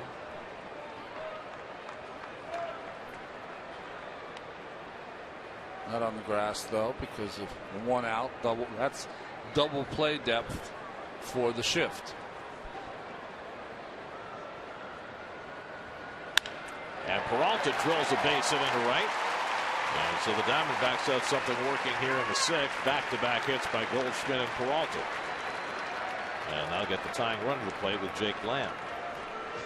One of the few sliders that was hung by DeGrom. Wanted that back door.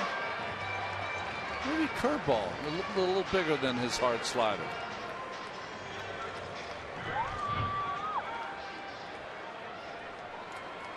So 2 aboard. Now Jake Lamb getting his first start since April the 18th. Coming back from a foot injury. He's gone 0 for 2. Struck out and flied out.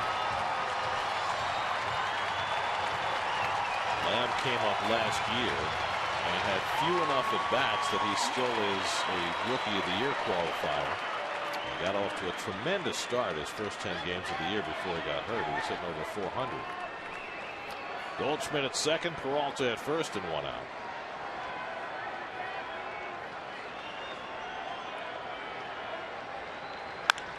Right back to DeGrom. He knocks it down and gets the out at second. The relay, though, not in time.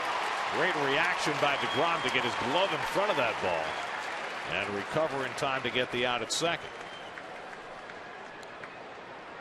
Again, it seems like every single game, Colon and DeGrom seem to help themselves with their fielding. Almost caught that. If he would have caught it, it would have been an easy double play.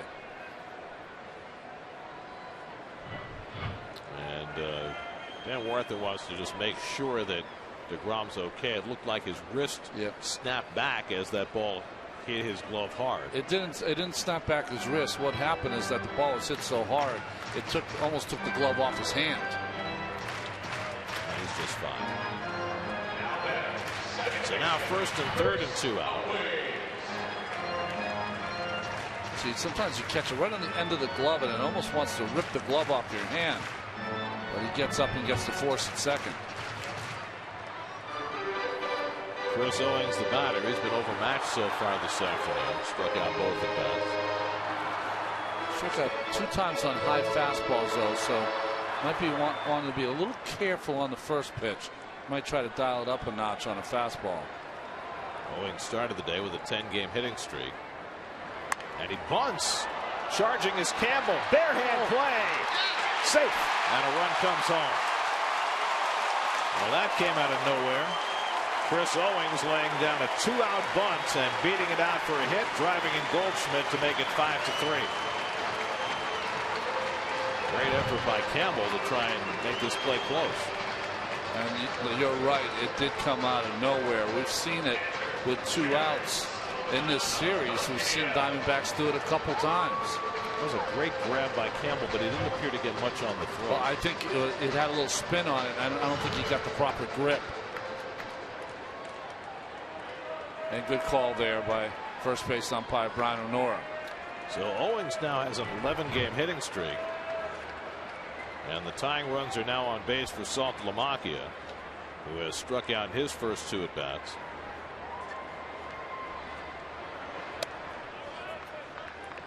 For Chris Owings, that's only his 2nd bunt hit of the season. So, but you know, you've talked about it during this series. This Diamondbacks team, they love to bunt for hits. They play baseball like Chip Hale used to play baseball. Pulled down to first. Duda handles it, and that retires the side. But the Diamondbacks scratch out a run. Owings drives 1 out on a bunt hit. Cuts the Mets lead to 5-3 going to the 7th.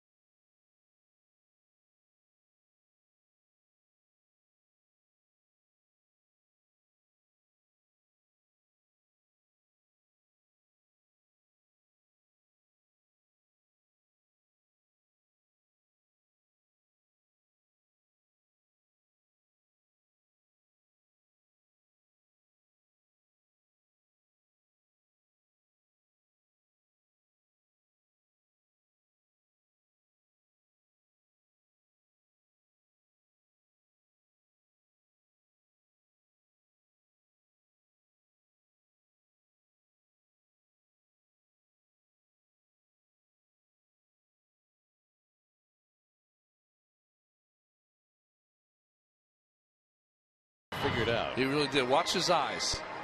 Right before he bunts, takes a peek at third baseman Campbell, and Campbell's so deep, he decides to give it a shot. I mean, you can't bunt a ball harder than this. See that spin? It spun towards the foul line, and I think Campbell just didn't get enough on it. So the Mets with a 2-run lead as we go to the 7th, and by golly, it's Ollie. Well, Ollie's numbers not great so far this year. He had a great year last year, but he looked good in the first game of this series. Flips open the glove. Jacob DeGrom will take the turn at bat, leading off in the 7th, and takes a strike. DeGrom is grounded into a double play, and then with the bases loaded in the 4th, popped up for the 3rd out. Granderson on deck, sitting on 2 home runs for the afternoon. And DeGrom loses the bat, and Granderson gets out of the way as that ball hit the screen, fortunately. Now, we were talking last night about how they extended the screens here all the way to the edge of the dugouts, and that's what prevented that bat from flying into the stand. You know, there's some ballparks that screen would not be there.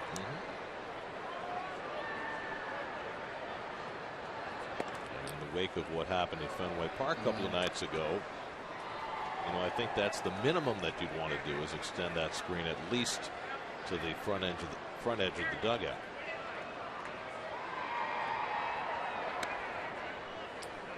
Always like the Willie Montañez of pitchers, isn't he? He just got all kind of different kind of histrionics. You're saying if the chicken was still around, he'd be imitating Ollie. Yes, he would. Absolutely. I'd love to see what the Fanatic must do in Philadelphia when Ollie comes in the game. 33 years old. Well, he started out as a 20-year-old with the Padres when he first came up. He arrived as a bolt of lightning. And from the Padres to the Pirates, Mets got him from Pittsburgh, and he's refashioned himself as a situational left-hander, first with Seattle and now with the Diamondbacks, and he's done well with it, although his numbers are not great this year. DeGrom hits a chopper. Ahmed behind the bag has to hurry and gets him by a stride. 1 out. So DeGrom retired, 1 away, and now Curtis Granderson is having himself a fine afternoon. Yeah, he's not going to be seeing those 2 changeups that he got from Cole Mentor now, though. Both almost in the same spot. Hit that one hard, hit this one better.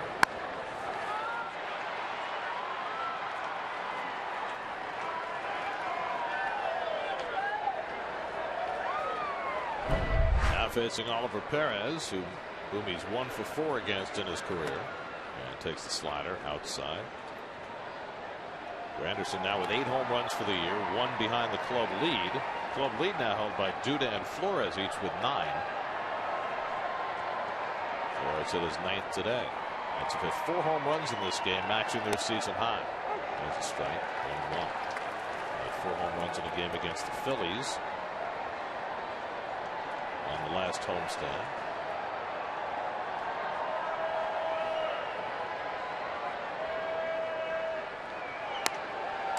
Well, he's still throwing hard. I mean, he might be 33 years old, but used correctly, he can pitch for a while. You know those left-handers, as long as they're breathing, there's a job for them. Granderson, did he go? He did not. So Lamacchia going after it just in case, but no swing. 2-2. Last Met hit 3 home runs in a game. He's in this ballpark. Ike Davis in 2012. Oh, that's right. Home cooking for Ike. Count to Granderson. How's Ike doing in Oakland? Did he slow down a little bit? He's on the DL. Oh, he's on a DL. Yeah. I think he's just starting a rehab assignment in the next few days. 3-2 to Granderson, and he whacks one right at the shortstop. Ahmed had him played perfectly, and that's the second out.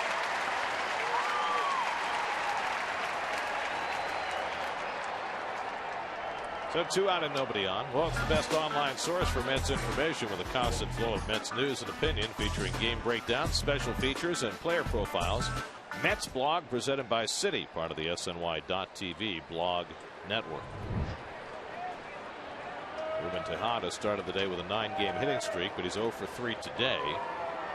And 1 ball hard his first time up, lining it back to the pitcher Colmeter. Colmeter made it through 6 innings, allowed 5 runs and 9 hits, which is not bad when you gave up 4 home runs. I mean, that he got through 6 innings. It's pretty amazing. But that's now 13 straight games where a Diamondback starter has failed to go more than 6 innings. Every once in a while, you need somebody to give you 7, 7 2/3, 8. Take some of the pressure off your bullpen. Ruben hits one in the air to center. Easy for Pollock. And the side retired. So Oliver Perez comes in, throws a 1-2-3 inning. 7th inning stretch time, 5-3 New York.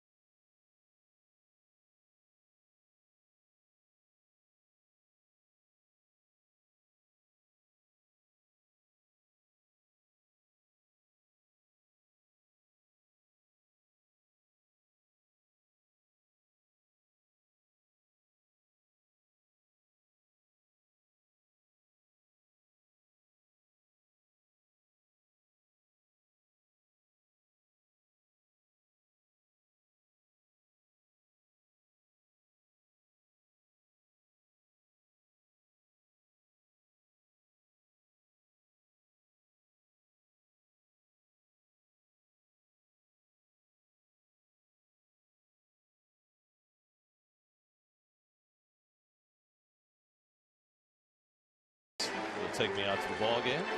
You know me, I'm a big fan of someone playing the organ at a ballpark. It's just nothing like it. I am greatly envious of anybody who can competently play an instrument. He's got a lot of rings and jewelry on. It's like our man Keith. He's having a good time. Yeah. Let's answer our Verizon trivia question. We asked what's the most wins by a starter of the year after winning Rookie of the Year. I'm going with Doc. Okay.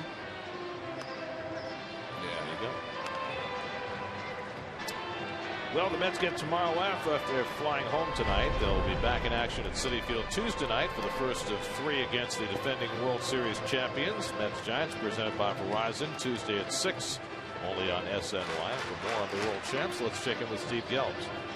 Well, after one of the worst starts in baseball, this team has been red hot since April 21st, one of the best teams in baseball since that time. And, you know, you look at the Giants historically, they're winning based on their pitching. Not so much the case this year. The pitching has been middle of the pack, but the offense has been really, really good. And how could it not be when you've got these two guys as table setters, Nori Aoki and Joe Panik. Aoki, the 12 games prior to today, batting .660. That is beyond white hot. And when he gets on base, it's a pretty good base stealer. Only one guy in baseball has gotten on base in the leadoff spot more than Nori Aoki. That guy is D. Gordon, who's been pretty good this year as well. As for Joe Panik, model of consistency, a 12-game hitting streak after racking up 3 hits today. That's his second 10-plus game hitting streak of the season. He's reached base 20 consecutive games. Mets are going to have a time trying to get these 2 out. Chopper over third, and that's a foul ball off the bat of Nick Ahmed. Well, the on-base percentages for those guys coming into the day, Aoki 398, Panik 379. So they've got runners on base all the time for the guys in the middle of that order. And then Brandon Crawford now has developed into the kind of hitter you always knew he was a great defensive player. He's on a pace for 25 and 100 in the shortstop position. Buster Posey doing what Buster Posey does. And, you know, they have such consistency through their order, whether it's Angel Pagan, Brandon Belt. They've got a lot of very competent hitters in that order. And it's made up for the fact that their pitching has not been great. Mets will miss Madison Bumgarner, who pitched last night. They will see Tim Lincecum, who has had a resurgent season. They're your City probables. Noah Syndergaard and Chris Heston in a battle of rookies on Tuesday. Matt Harvey, Tim Hudson Wednesday. Jonathan Neese, Tim Lincecum on Thursday. 3-2 to Ahmed, and he fouls it back.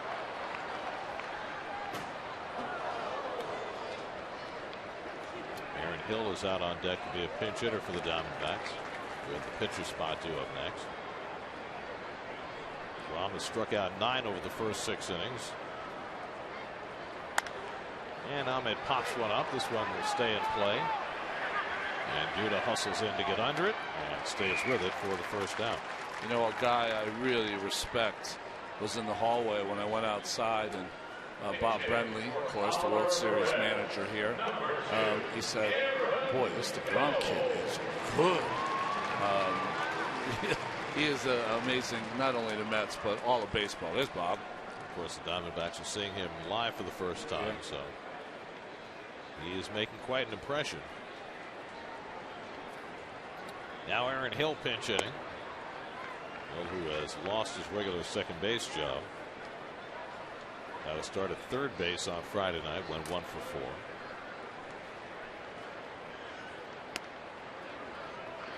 DeGrom falls behind him 2-0. Mets bullpen's going to get active now with DeGrom's pitch count up to 97. Alex Torres, Hansel Robles, both of whom pitched last night. With the day off, you might see Familia pitching the 9th inning. So really 5 outs you got to get here without giving up a run. Behind 3-0, and Hill takes a strike, 3-1. Your numbers on Jacob DeGrom this year. 9 of his 12 starts he's gone 6 or more innings. 8 of the 12 he's gotten 6 or more strikeouts, and 9 of the 12 2 earned runs or fewer. He's allowed 2 earned runs today, but he just issued his 3rd walk of the day, which is unusual for him. 2 walks in the 9th slot. So the tying run comes to bat with Ender Inciarte. Those numbers presented by DraftKings. Play daily fantasy baseball for free on DraftKings.com. Enter promo code NYM for free entry. Well, I guess Dan Warthy was also brought to you by DraftKings. I guess he was. Danny's going out there for a couple of reasons. One, get the temperature of DeGrom's. He's still got some left. 2, to give the pen a chance to get loose. And 3, you got to have a right-hander ready for the first baseman. Well, you would much rather face Goldschmidt in the 8th than in the 7th, because if you face him in the 8th, you can do exactly what you did in the first game of this series and get Familia in there to try and get more than 3 outs. That was the strategy for Terry Collins in the game Matt Harvey pitched Thursday night that the Mets won. Of course, if you can get through the inning and have Goldschmidt lead off in a 2-run game, then it's not as necessary. But first, Inciarte, who's 1 for 3 today. DeGrom got him to ground into a double play his last time up. And this time he's taken the first pitch, a fastball for a strike. And DeGrom, his velocity is down this inning. And last fastball, 92 miles an hour. A.J. Pollock on deck. So Jacob up over 100 pitches now, and maybe hitting a wall. Threw 105 in 8 innings his last start in San Diego. And spins a curveball outside, 1-1. Needs Inciarte to do exactly what he did in his last at bat. it into a double play. This is the 5th straight start that DeGrom has gone over 100 pitches.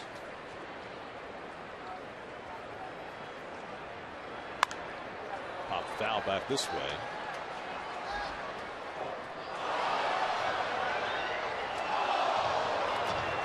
Made it over our heads.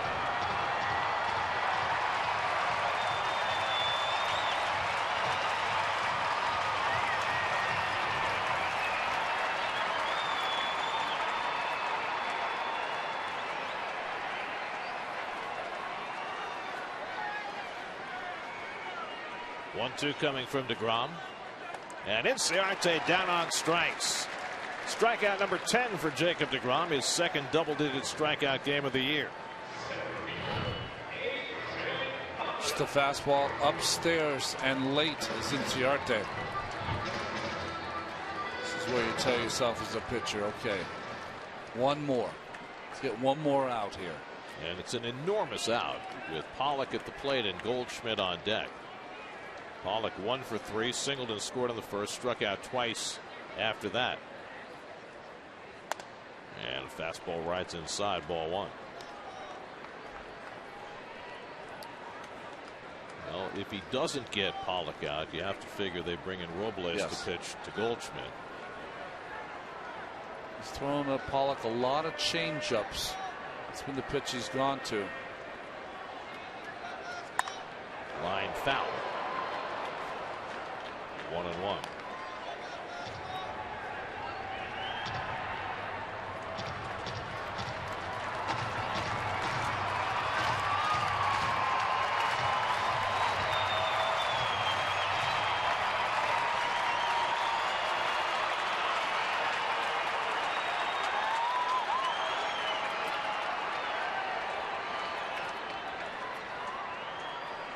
Ball and a strike to Pollock. And he takes a fastball for a strike, 1-2.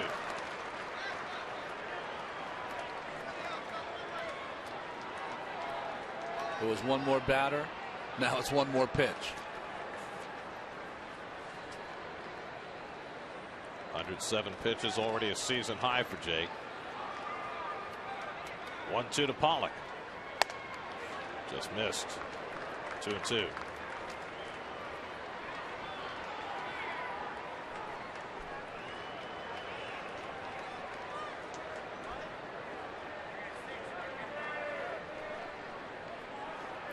Hill at first and 2 out. 2-2 to A.J. Pollock. Bouncing ball, Flores circling in. Got him, side retired. Jacob DeGrom, 7 terrific innings. His work is done for the day. Extended further than he had gone this season in terms of pitch count. Mets have supported him well today with 4 home runs, and he got the outs he needed here in the 7th.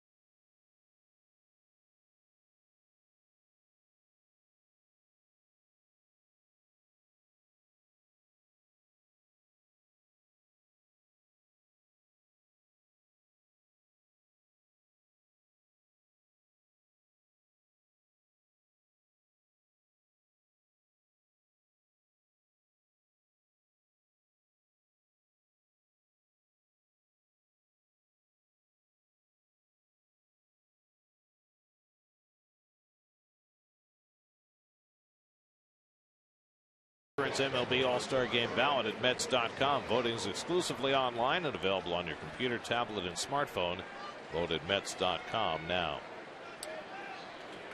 Well, this is big for the Diamondbacks. David Hernandez is going to take the mound for the 8th inning. This will be his first appearance in 20.5 months coming back from Tommy John surgery.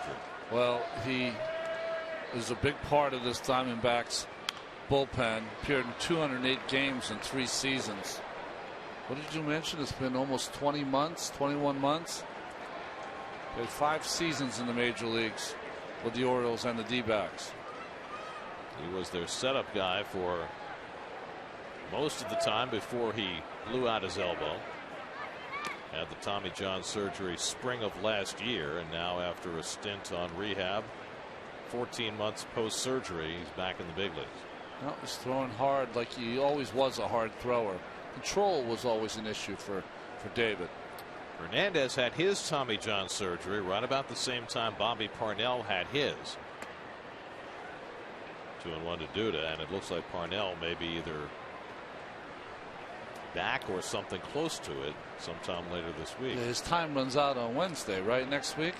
So they either need to bring him up or find a reason to put him on the disabled list, as Hernandez misses badly and it's 3-1 to Duda. That first outing, what? Yeah, is it more about keeping your mechanics straight or keeping your emotions straight? I think emotions straight. You know, you've been working on mechanics, boy, forever. So it's really about, you know, you haven't had that adrenaline rush that comes from pitching in a big league ballpark in so long that he's probably as nervous right now as he was with his first appearance for the Orioles. It's like his velocity is down a little bit. Yeah. He's typically a 94 to 97 guy. 3-2 to Duda leading off in the 8th. Kadire and Flores to follow. And there's ball 4, and so Duda draws a leadoff walk. First unintentional walk issued by the Diamondbacks pitching staff today. Let's check in with the studio. Doug Williams has a game break.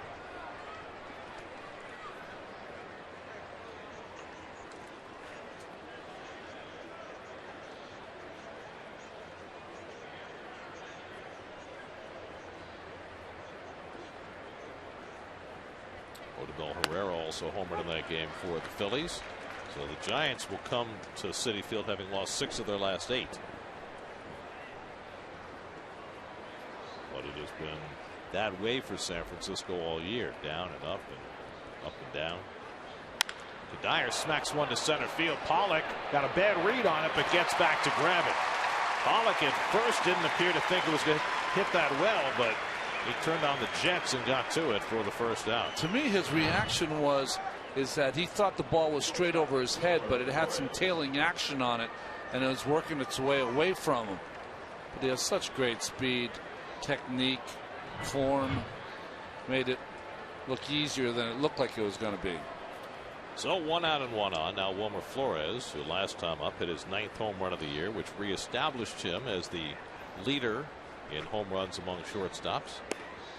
He has 9. Johnny Peralta and Brandon Crawford each have 8. That's have hit 4 home runs today, matching their season high. 2 for Granderson, 1 for Campbell, and the last one by Flores. Popped up in foul ground. Goldschmidt should have room. 2 out.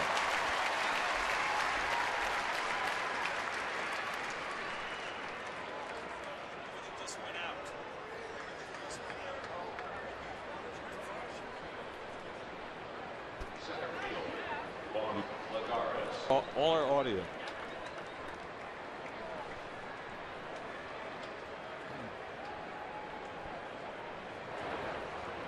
Now Juan Lagares is 3 for 3 today.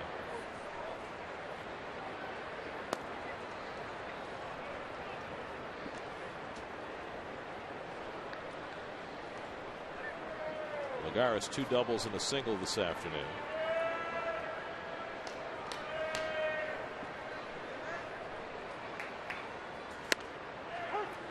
Takes a strike, 1-1. Hernandez so far, it looks like his his breaking pitch is pretty good so far.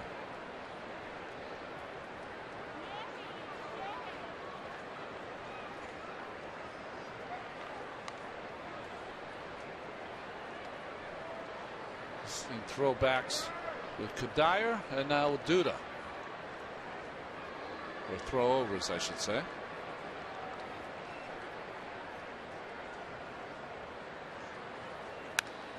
Lagares fouls it back, 1-2.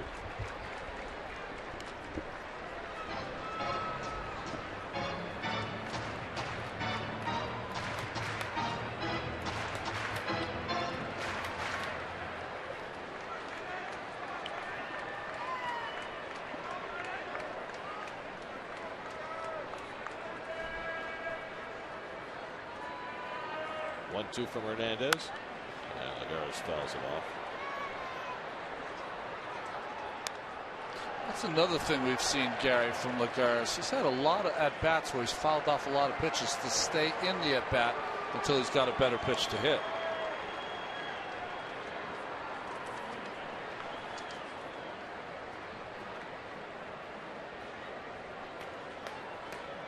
Duda at first with 2 out.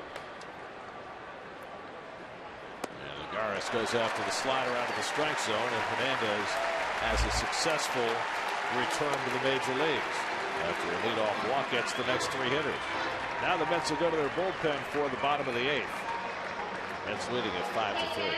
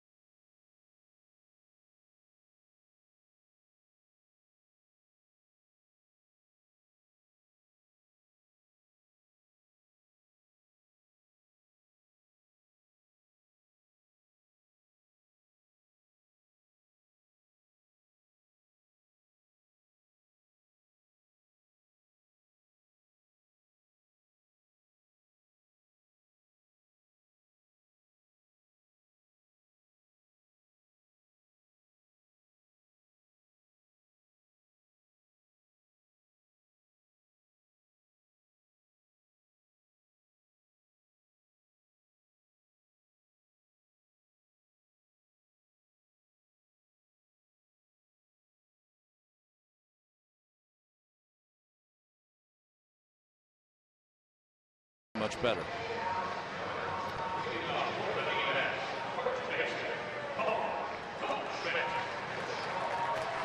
Well, it's hard to overestimate what a huge out that was for Jacob DeGrom, getting A.J. Pollock to end the 7th, because now with a 2-run lead, Terry can feel a lot more comfortable going to a guy like Robles in this spot against Goldschmidt, as opposed to having to go to Familia in the 8th inning. Goldschmidt 1 for 2 and a walk today. Drove in a run back in the 1st inning. And a fastball in for a strike, 0-1. I really apologize. We've had some audio issues to deal with over the last few minutes, but it appears as though we are back and communicating. Ball and strike to Goldschmidt. David Peralta, Jake Lamb to follow. So DeGrom went 7, allowed 5 hits, 3 runs, 2 earned, walked 3, struck out 10. 109 pitches, a season high for Jake, and a chance for his 7th win. And Goldschmidt lifts one to right. On comes Granderson. 1 out. There's a big out for Robles. One down in the 8th, and David Peralta coming up. Peralta sacrificed fly back in the 1st when the Diamondbacks got their first 2 runs, and then he singled to right field in the middle of their rally in the 6th inning when they scored their 3rd run. You know, I just, you know, want to reiterate what you just said, Gary, about Jacob DeGrom. You know, winning ball games, a lot of people think, you know, it's a, you know, you look at the numbers, 7 innings, 10 strikeouts. Oh, but just getting the hitter, Pollock, before Goldschmidt sets up this entire game for the bullpen. And, you know, there's a word I want to use for DeGrom, but I'm not allowed to. But he's got great moxie, man. You just love to watch him understand situations, realize what's important here, and how do I get this out so our team can win the game. He just has a great sense of timing of when to be his best. Moxie is a good alternate word. It's a much better alternate word. Oh, it's a word you can say. Yeah. So, at the end of the day, it was the best available word. Oh, well, I don't know if it is, though. Isn't that it's a real dated word? But it's like, well, you know what I mean? It's a. I used Alphonse and Gaston earlier. Yeah, in the game. that's right. That's right. But you know, tomorrow's the draft, and the operative phrase is best available player, so it applies to verbiage as well. Okay. Best available word. Peralta grounds one into the shift, and Tejada is there to throw him out. 2 away. 4-3 put out under scorecard. And you know, folks at home, that's almost an innate ability. I don't think you can really teach that. It can happen over time by your work in the minor leagues, but certain pitchers have it and some don't. It's just the same as certain hitters know how to get that base hit when they have to get it. You know, they figure out a way to put the ball in play. Well, some pitchers are just winners by nature, and DeGrom's one of those, obviously. Jake Lamb takes inside for ball 1, and you don't think that's something that can be developed? I think it can be developed to a point, but it can't be developed to the point that he's got it, that Harvey's got it.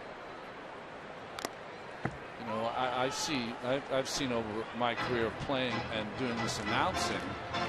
You know, there's 75-80% of the guys I watch don't have it. You know, so it's a very small percentage of pitchers. 100% of these guys have great stuff. Very few of them have the inside stuff. Robles throws one by Jake Lamb, and it's 1-2. Robles can certainly help things out by having a clean inning here in the 8th and then handing it off to Familia for the 9th.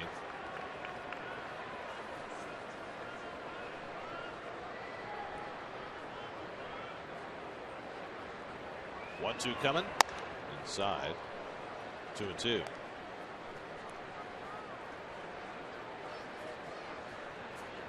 Robles got one key out last night as the Mets were trying to stay close in the 8th inning. Got Pollock on a ground ball. Got 2 outs here in the 8th this afternoon. 2-2 to Lamb. And he fouls that one away. You know, all these relief pitchers are not stupid. They know what's going on here, and that is there's guys that are on their way back. They don't know when, they don't know where, but it's going to be a numbers game at some point. So you're pitching for your major league life right here. Bobby Parnell, Jerry Blevins, Buddy Carlisle, eventually Henry Mejia, Vic Black, all guys who were supposed to be in the major league bullpen and are on the sidelines because of injury or suspension, but all will be back within the next month or so, some sooner than others. And even if you're the guy that's sent down for one of these more seasoned relievers, it's your chance to show the manager next time he's got to go back down who he wants and who he doesn't want. Was that Robles using a quick pitch? Did he develop the LaTroy along with everybody else in that bullpen? This is it's a legacy. This will be the 8th pitch of the at bat from Robles to Lamb.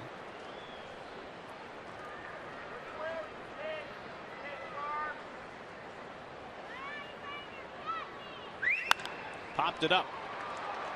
Flores goes out to call. Side retired. Alonso Robles with a 1-2-3, bottom of the 8th. On to the 9th we go. Mets up 5-3.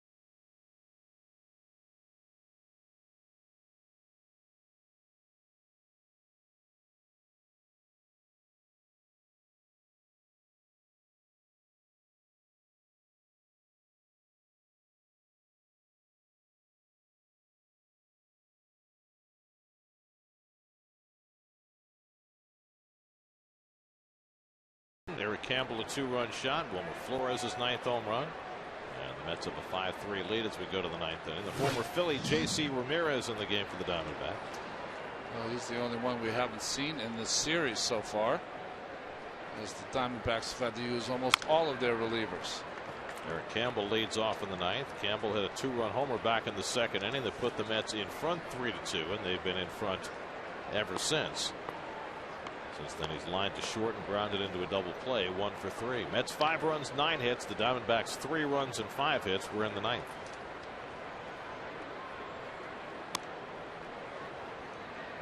Ball and a strike to Campbell. And the Diamondbacks bullpen may be overworked, but these last 3 games they've been almost perfect. Yeah. 3 scoreless innings Friday. 3 1/3 yesterday and 2 more today. And Campbell has his 2nd hit of the game. So Eric, his 2nd straight multiple hit game, a leadoff single in the 9th. Thing about bullpens though, Gary, it's a short run, long run kind of deal. You can continue to get some well pitched innings from these bullpen guys, but not over the course of the entire summer. Certainly not if you're working them as many innings as the Diamondbacks have them. Now Kevin Plawecki, who's hit the ball very well today, single to right in the 2nd, hit a line drive to left in the 6th that was caught. In between, he was intentionally walked. And Hernandez misses with a slider, ball 1. Daryl Siciliani's come out on deck. He'll be a pinch hitter. And then Jerry's Familia getting ready for the 9th.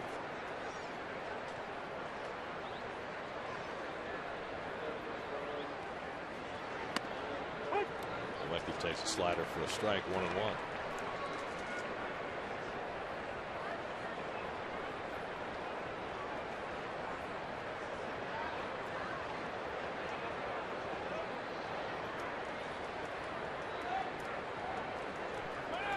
Runner goes. Plawecki swings and misses. The throw by Saltalamacchia is too late.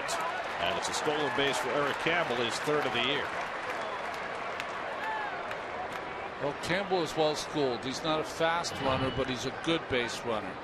And you can see that J.C. Ramirez takes forever to deliver the ball to the plate. Saltalamacchia had no chance. So the Mets have a runner in scoring position with nobody out. Trying to tack on with a 5-3 lead.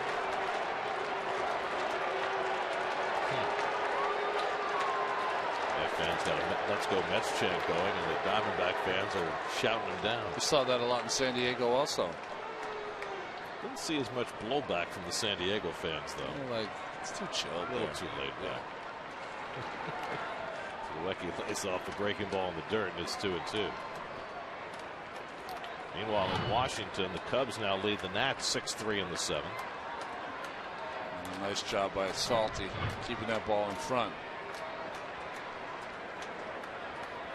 Saltalamacchia is the only catcher that wears his helmet with the cap the correct way and puts the helmet over the cap.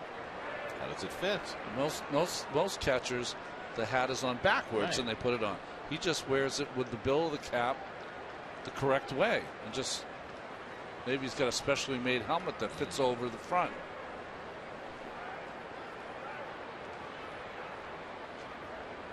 Two and 2 to Plawecki.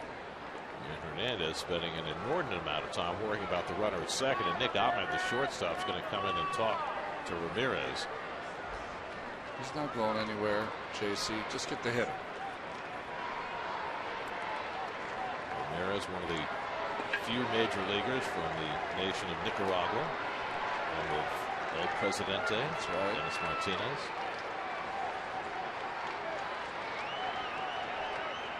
2-2 coming. And Plawecki lays off the fastball. 3-2. Ramirez made 18 appearances for Philadelphia 2 years ago, and now making his 11th appearance for the Diamondbacks, so he's got limited big league experience.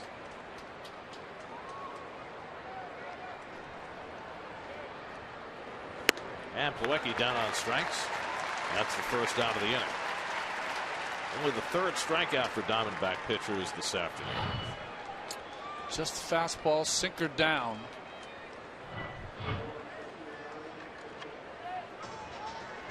Coming up tonight at 10:30, it's Geico Sports Night. American Pharoah celebrates with some special oats, maybe some carrots, I don't know, an apple. The Cavs try and overcome a terrible injury to get even in that NBA Finals series. And what exactly happened with Tiger? The shot at 84, Gary, in Saturday's round. I'm telling you right now, I shoot better than an 84 at the Memorial Tournament. 85, I'm getting told. I thought it was an 84. At what point, as a golfer, especially a golfer at that level, do you pick the ball up and walk away? You're not really allowed to pick it up and walk away, and that's what Tiger was addressing. He said, you know, in other sports, you got teammates to pick you up, or you know, you just got to go out there for the 4.5 hours. It got so bad that he's the last person in the tournament. Okay, it got so bad. 71 people playing. He's number 71. Campbell runs as Siciliani swings and misses, and no throw. Campbell steals third. Sorry, I was wrong. Campbell can steal third.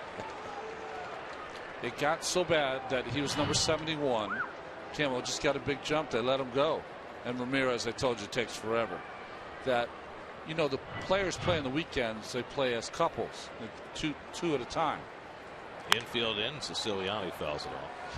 He being 71 had to play this morning by himself. First guy out. They call them dew scrapers because they go out there and scrape up the dew. It's because it's so early. And he's not allowed to say, what? I quit. This is the greatest player in the history of the planet. Had to play first. He's not allowed to drop out. No.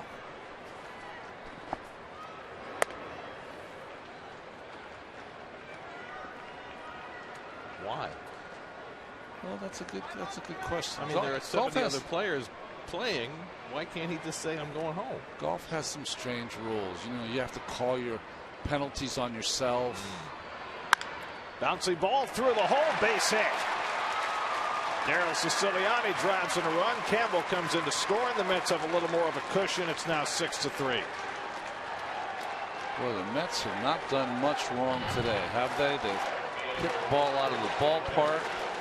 They've gotten great starting pitching, and they've got an add-on run now. Very important. Second career run batted in for Daryl Siciliani. So the stolen bases by Campbell pay off. And now the Mets lead 6-3. And here's Granderson, another crack at a third home run. He's done that once in his career. Remind me when the Mets need another add-on run, I'll tell another Tiger Woods story. Sorry, folks. Or a golf is a weird sport story. Yeah, something.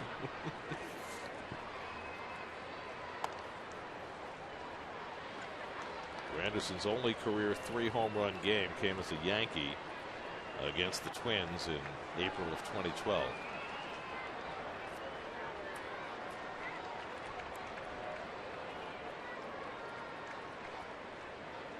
Which was about 3 months before the last time a Met hit 3 home runs in a game.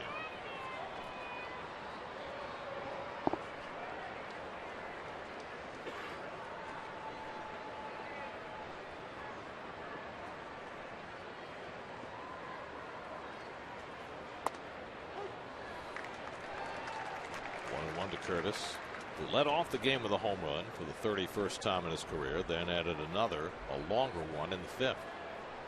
Ruben Tejada, whose hitting streak is in jeopardy, waits on deck.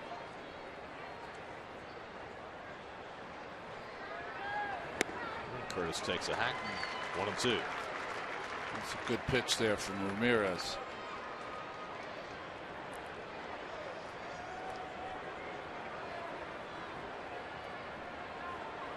J.C. Ramirez, 4th pitcher of the afternoon for the Diamondbacks.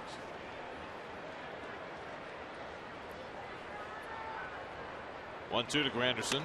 Way up high. Saltalamacchia bounces his throw to first. And Siciliani back easily.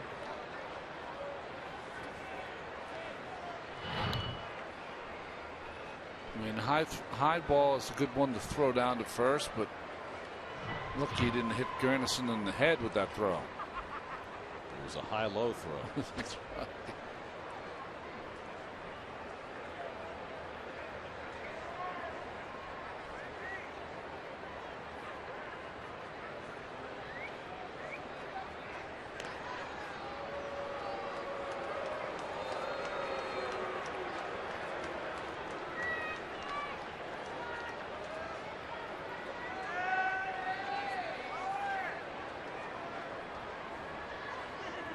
Two-two. Siciliani runs and Saltalamacchia can't handle it, and the Mets have their 3rd stolen base of the inning. So we were talking earlier in the game about how the Mets are not a running team. Well, against J.C. Ramirez they are. Well, just think about it. The Diamondbacks have stolen 52 runs, stolen bases. Mets only 19, and now 22 on the year. Well, Campbell stole 2nd and 3rd. Now Siciliani steals 2nd, and it's a full count to Granderson.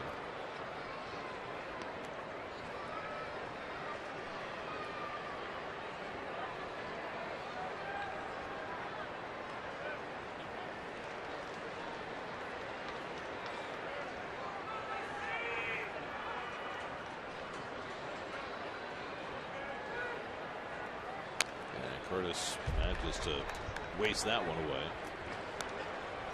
Well, here's what's coming up for the Mets. Next 3 series at home. 3 with the Giants, 3 with the Braves, 2 with the Blue Jays. Actually, it's 4 with the Blue Jays. First 2 at home, and then the next 2 in Toronto, the old home and home series. Blue Jays, the highest scoring team in the majors. Mets right now playing the highest scoring team in the National League. Granderson bounces one down to first. Goldschmidt takes it himself. That's the 2nd out as Siciliani moves to 3rd.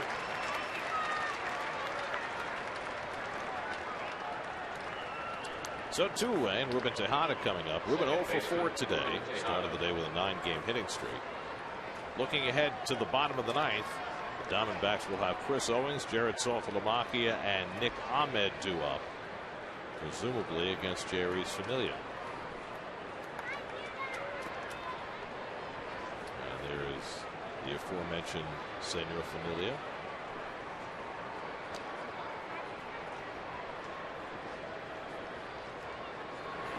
Tejada, big rip at a first pitch fastball, 0-1.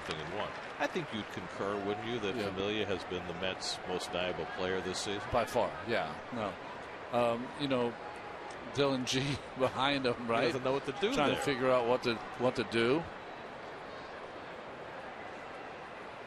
That's funny. Well, some grips. If you're gonna learn how to warm up, why don't you learn from the best? Well, Familia has learned in a hurry how to really ration his bullets in the bullpen. Well, I mean, sometimes I think we forget, you know, how this whole thing went down and how Familia got the job of the closer. I mean, you know, his best friend on the team gets suspended. The job is given to him. Not one person in the organization or us or anybody knew how he was going to react to it. Was he going to be fearful of it? Was he going to embrace it? What was going to happen when he had a hiccup, which happens with every closer? And he's taken to it like water. I mean, just couldn't be any more outstanding. No, I mean, he's just been off the charts great from day one. 3-1 to Tejada with Duda on deck. And Ruben takes a ripping slider, 3-2. It's almost like he's been knighted and feels he's more important. You know, it's just he walks with a little light step, feels good about himself, and I think, you know, he's come a long way, because we remember a reliever sometimes that the experiences were or moments were too big for him. Tejada draws a walk, so he's on base for the first time today, and the inning continues for Duda. Well, there's no question that just in terms of his confidence in his pitches, he has improved greatly. And every once in a while, you still see the old Familia when he'll, you know, spike a ball into the ground. But for the most part, he's learned how to self-correct and get the big outs and make the big pitch when he has to. The only time I've seen him overwhelmed by a situation is when the Mets brought in an extra infielder in Chicago. And I think that it not frightened him, but I think he said, well, we got all these infielders, I'm going to have to throw the ball low to get a ground ball, instead of just going out and doing what he's been doing every time out. Siciliani at third, Tejada at first with 2 out. Duda's 0 for 3 and a walk today, 1 for 15 in this series. Duda's hitless in his last 13 at bats. There goes Tejada. No throw by Saltalamacchia with nobody covering. And the Mets have their 4th stolen base of the inning. I mean, that's a real issue with Ramirez. Mets are just running at will, a team that almost never runs. Well, they put a clock. What they'll do is that first base coach Tommy Goodwin will have a stopwatch, and if it's over 1-5, and Ramirez is well over 1-5, you almost have to go. The catcher has no shot. Now they're going to walk Duda intentionally and pitch instead to Kadire. And nearly a wild pitch on the intentional walk. Well, it appeared Mr. Ramirez is a little out of whack. This is going to be must-see TV for the next 3 throws. Let's check this out. He's got only 1 to go. 2, sorry, 1 to go. So, second walk of the inning. This one intentional. And the Mets have the bases loaded for the second time today, looking to bang the doors off this game with Kadire at the plate. Michaels 1 for 4, a bloop single back in the 4th inning. Hit the ball well his last time up to center field, but Pollock ran it down. Siciliani now at third, Tejada at second, and Duda at first with 2 out.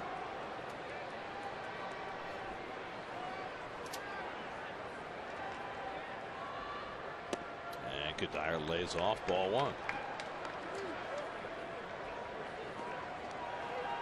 It's loaded the bases in the 4th today, but DeGrom popped up.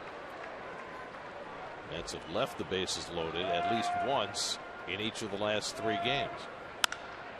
And they're going to do it again as Kadire lifts one to center field. Pollock is under it. That retires the side. Now the Mets will hand it off to Jeurys Familia for the bottom of the 9th, looking to get a split of this series.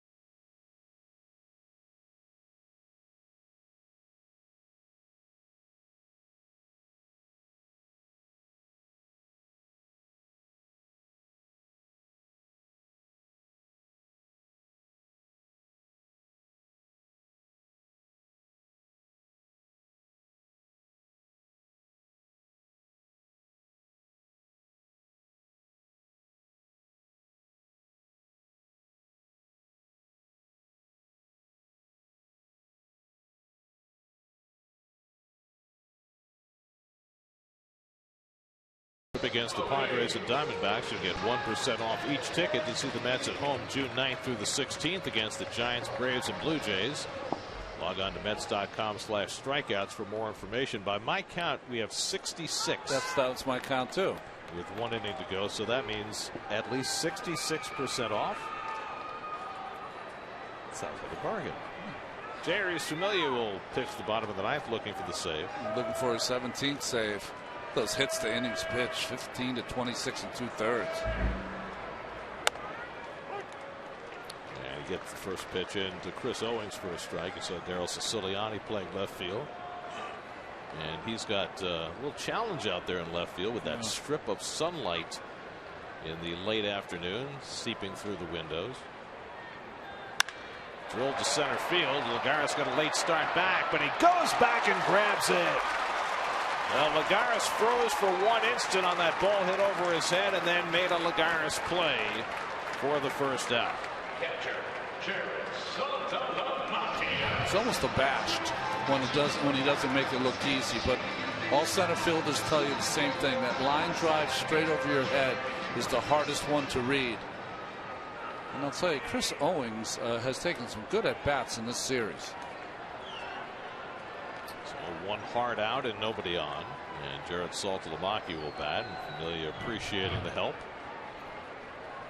from his Gold Glove center fielder. This is about the most routine save chance Familia's had all season. He might have had a 3-run lead this year, but if he has, there haven't been many. Yeah, almost every single one. I mean, we've already seen a few 5-out saves, but almost every single one has seemed to be a 1-run game. Going for his 17th today. Quick pitch is Saltalamacchia, who hits one toward the middle, but Flores there to flag it down and throws him out. Wilmer Flores leaving his feet and getting back up and making the play. So 2 terrific plays behind Familia to start this 9th inning. You know, you and I had a conversation before the game and said defensively this road trip has been the best for Flores. He has made some outstanding plays, stepped over some runners on double play attempts, and you're helped by Duda. And this is a play that he has the most trouble with. When he leaves his feet, he's such a big man getting back up to make that throw, and he did it very nicely this time. He seems to get up a little quicker when it's to his glove hand. It's the backhand one where he has a little trouble, but he did it right. He used both hands to propel him back upright. So the Diamondbacks down to their final out, and Nick Ahmed takes the lone away, 2-0. Yasmani Tomas is out on deck to be a pinch hitter if Ahmed can keep the game going.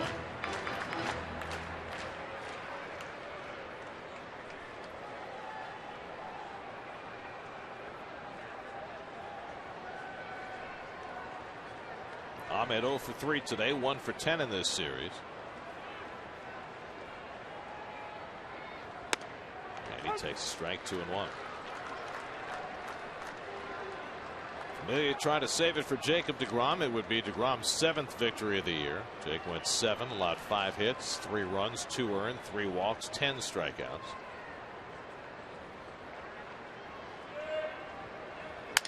Broken back grounder. Campbell is there to grab it. And the ball game is over. A 1-2-3 inning for Familia to save it as Jacob DeGrom gets his 7th win. The Mets hit 4 home runs, including a pair for Granderson. Campbell and Flores go deep as well, and the Mets get a split of their series with the Diamondbacks winning 6-3. Well, the game didn't start out great for Campbell, who gave up a couple of runs in the first inning, one of them unearned on the error by Campbell, but he was picked up by his mates today. Great offense, great power, good defense after that first inning, and Familia with the 10 punch outs. DeGrom with the 10 punch outs.